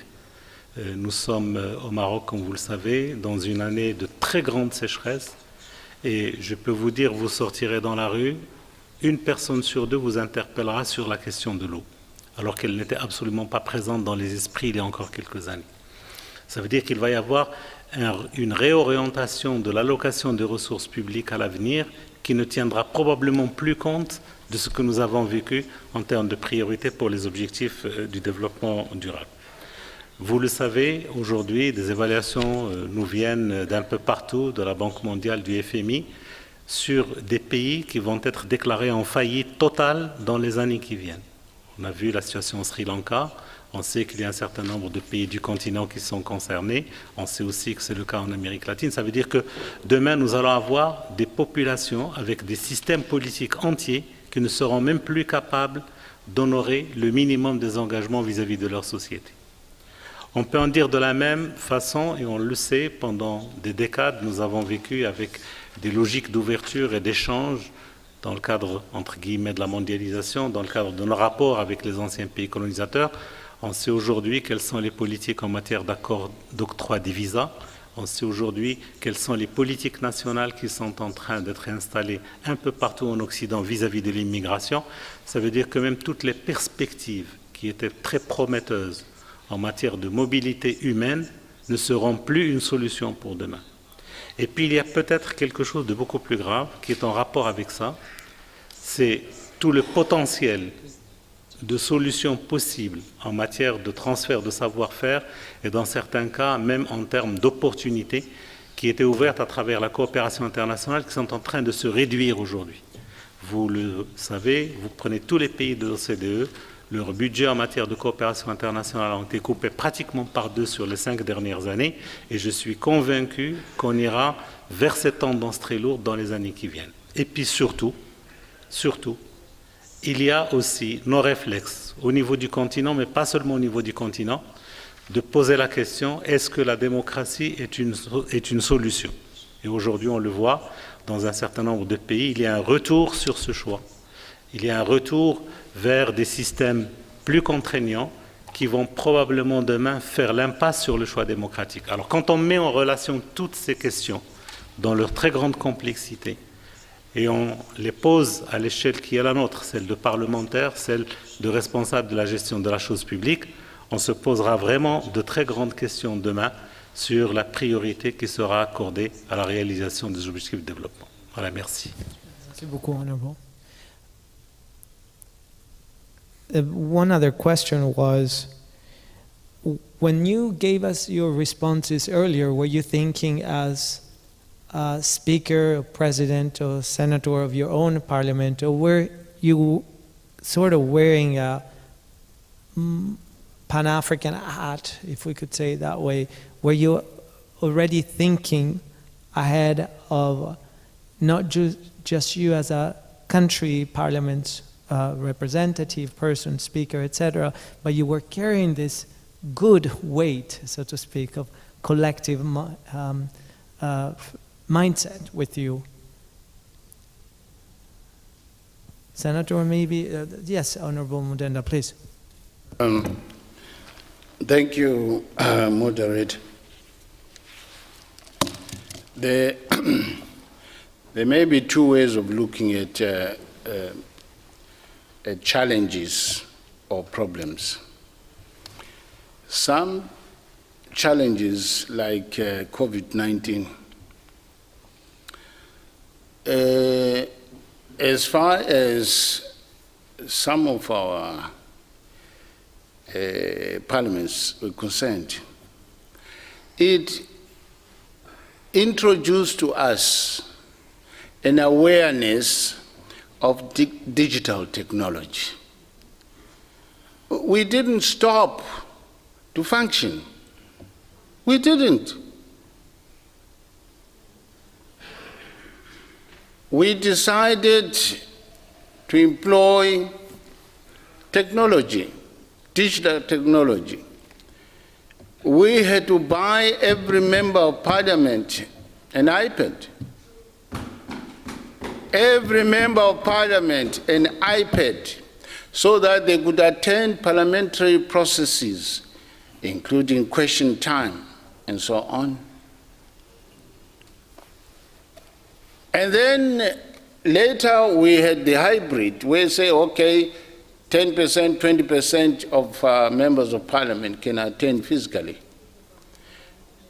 Now we are using that digital platform now for other parliamentary processes, which is an advantage. Our universities, for example, came up with scientifically manufactured masks, or the PEPs. One of our universities went as far as forming a company, working together with the private sector, and coming up with the manufacture of the oxygen tanks.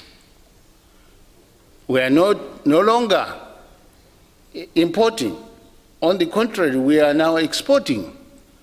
So we've turned challenge of COVID into the introduction of innovation hubs in our country, industrial parks in our country, at a very accelerated pace. We have even changed the laws that speak to our university charters. They've been changed to become centers of innovation, technology, and research. The Ukraine war, what is it teaching us? It's teaching us that we should be self-sufficient in food security. Why depend on the wheat from Russia and Ukraine? When we have got vast expanses of land, when we've got the rivers that we can dam and do irrigation during the drought seasons, you turn around the challenges, the problems to advantage, and it can be done. It can be done. Then refocusing on special SDGs. If you read these SDGs, for example, say number 1, eradication of poverty. You go to number, is it 4, on health and education, 4 and 5. They should be read and understood together so that you have got a symbiotic approach to the implementation. You can't, if you are concentrating on eradication of poverty, where people are poor, are not poor, they've got access to better health. Where poor people are no longer poor, they've got access to better education, quality education.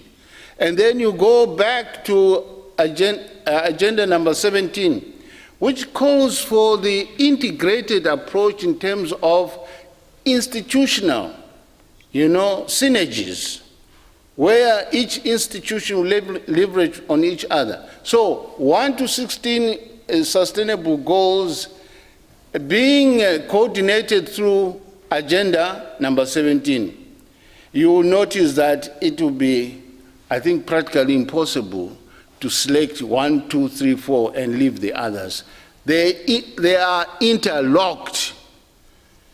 And as a human rights lawyer also, you find if you analyze the SDGs, they speak to the fulfillment of human rights, period. And then the issue of are we at the same level?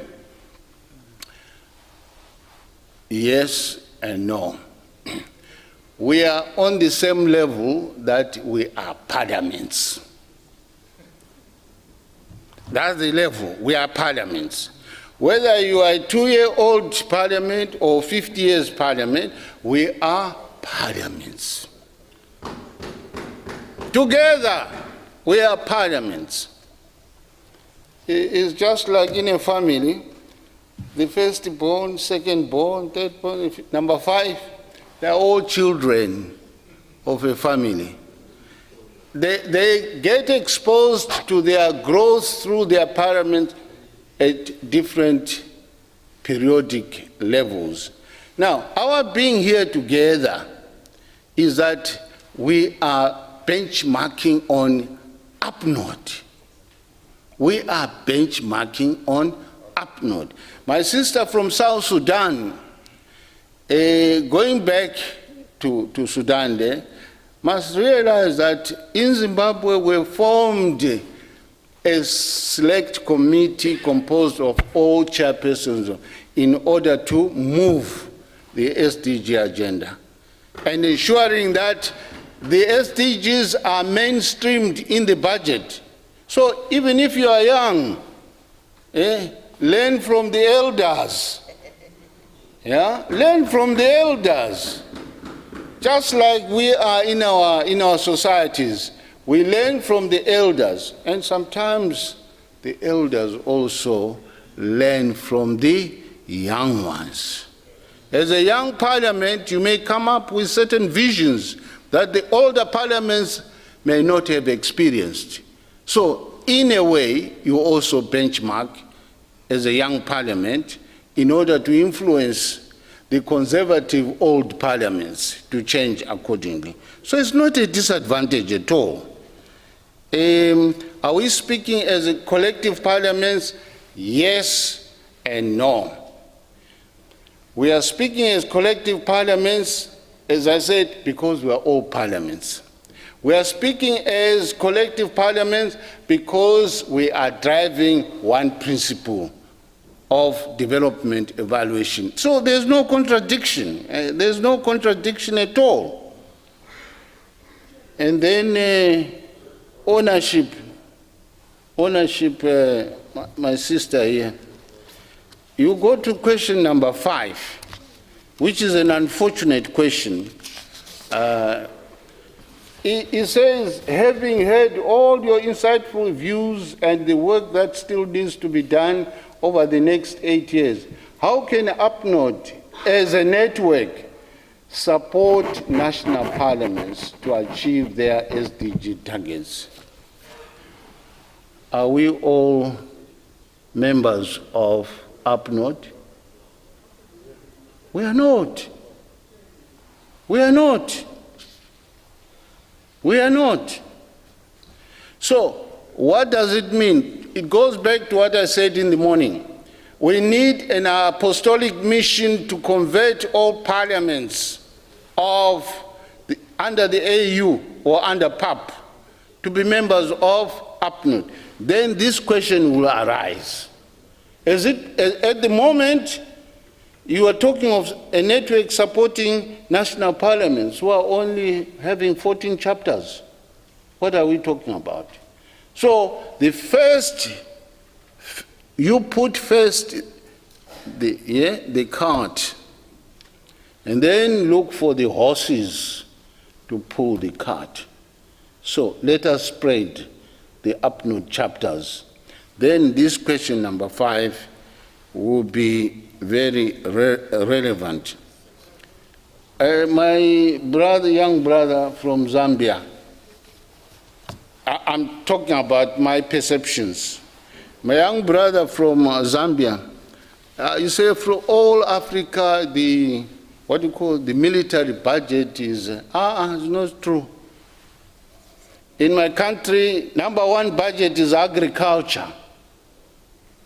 Number 2 budget is education. We have changed because we are not in a state of war. So, when we evaluate the budget which comes before Parliament, we have to look at where the money is being allocated most and where money is being allocated least. There is was it in 2016, our Minister of Finance brought a budget. We observed 2 things. The Constitution says independent commissions the Attorney, the Auditor General, the Council of Chiefs must have their separate budgets. Must have their separate budget. Number two, the Abuja Declaration says 15% of the budget must go to health. So we took the Minister of Finance to task and said, look, comply. If you are serious as a state party to the Abuja Declaration, comply. If you are serious about complying with the Constitution, comply. Give separate votes of these stated organs of the state. And we refused to pass the appropriation bill and the finance bill. And these two were withdrawn, and the minister did as Parliament requested. So through development evaluation, we can influence how the budget is indicating its color, its architecture in terms of priorities, which must be determined to a large extent by Parliament itself. I don't know in other countries. In our country, we say, this ministry, tell us what you think you'll have. We get the figures, justify. Then we go for public hearings and ask the people, what do you think about this budget?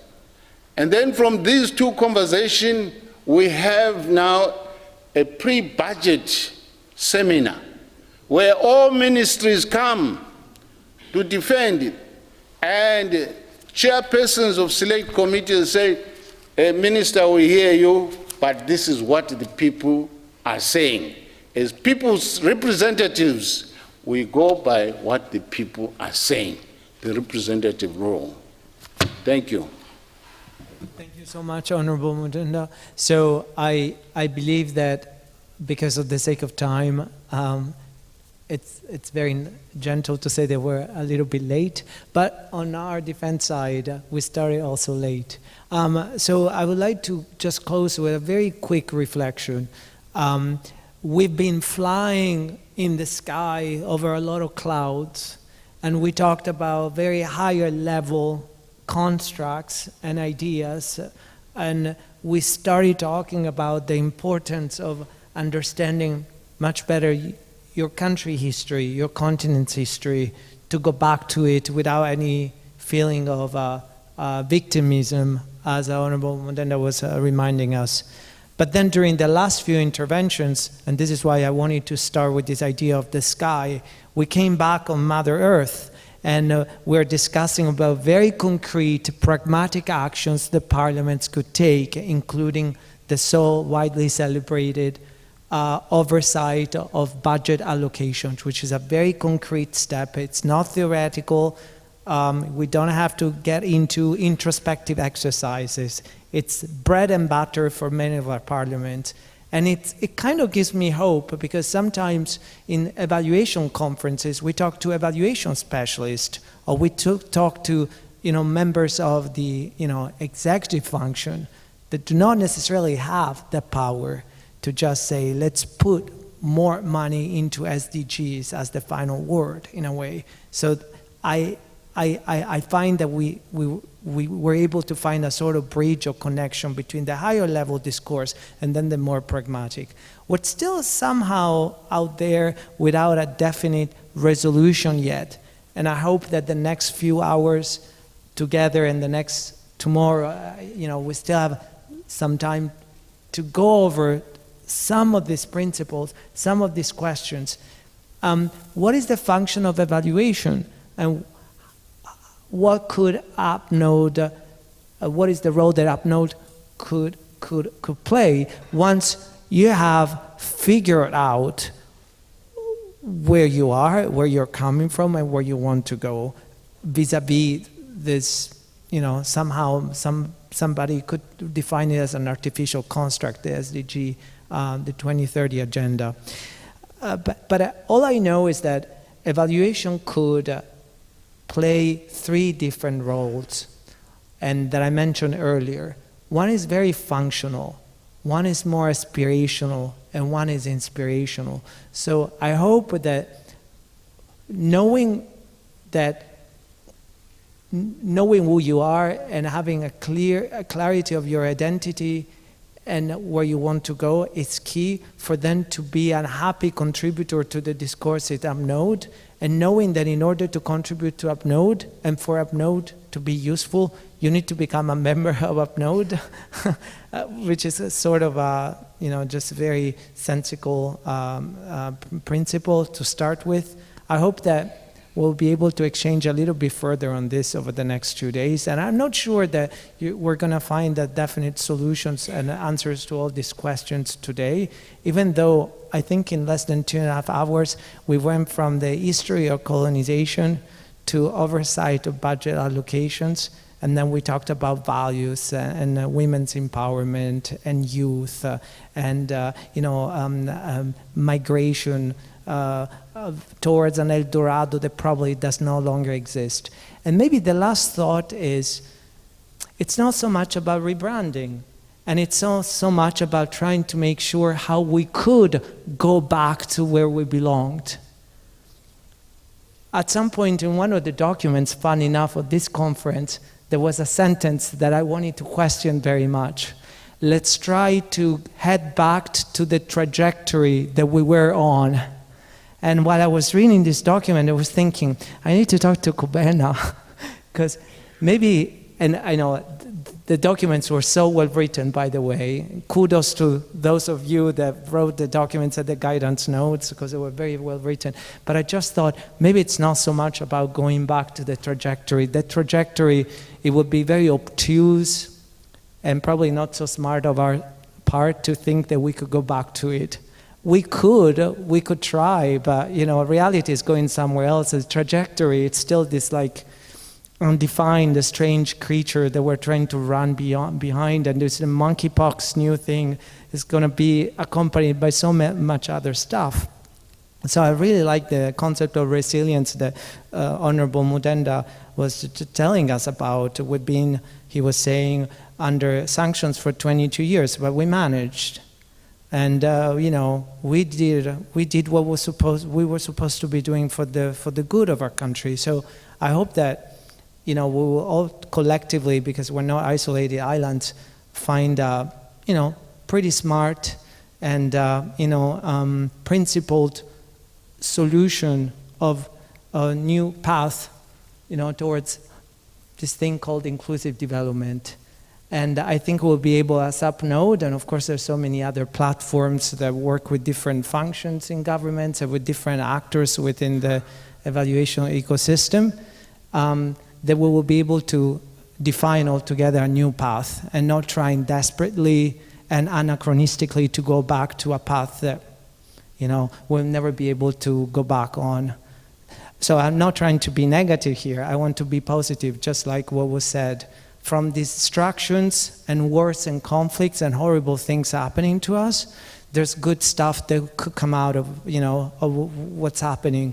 But it's really up to us, because we could be passive observers and spectators trying to go back to a past that does not exist anymore, or we could try creatively and instinctively and in a principled manner to create a new history for your continent. It's a continent that I love very much, but I'm not African, so I feel very inadequate to a certain extent to be here sitting in front of you to moderate the discussion. But I hope that my humble contribution was sufficiently good to get the conversation started, and then I look forward to reading more in the coming months about the the next steps, the new African countries joining APNODE, and the new solutions of very interesting ideas and strategic solutions to some of these very fundamental questions and challenges that are touching all of us. So thank you so much for your attention. Now we will take a 15-minute break, and then we will start with the new session. Thank you very much.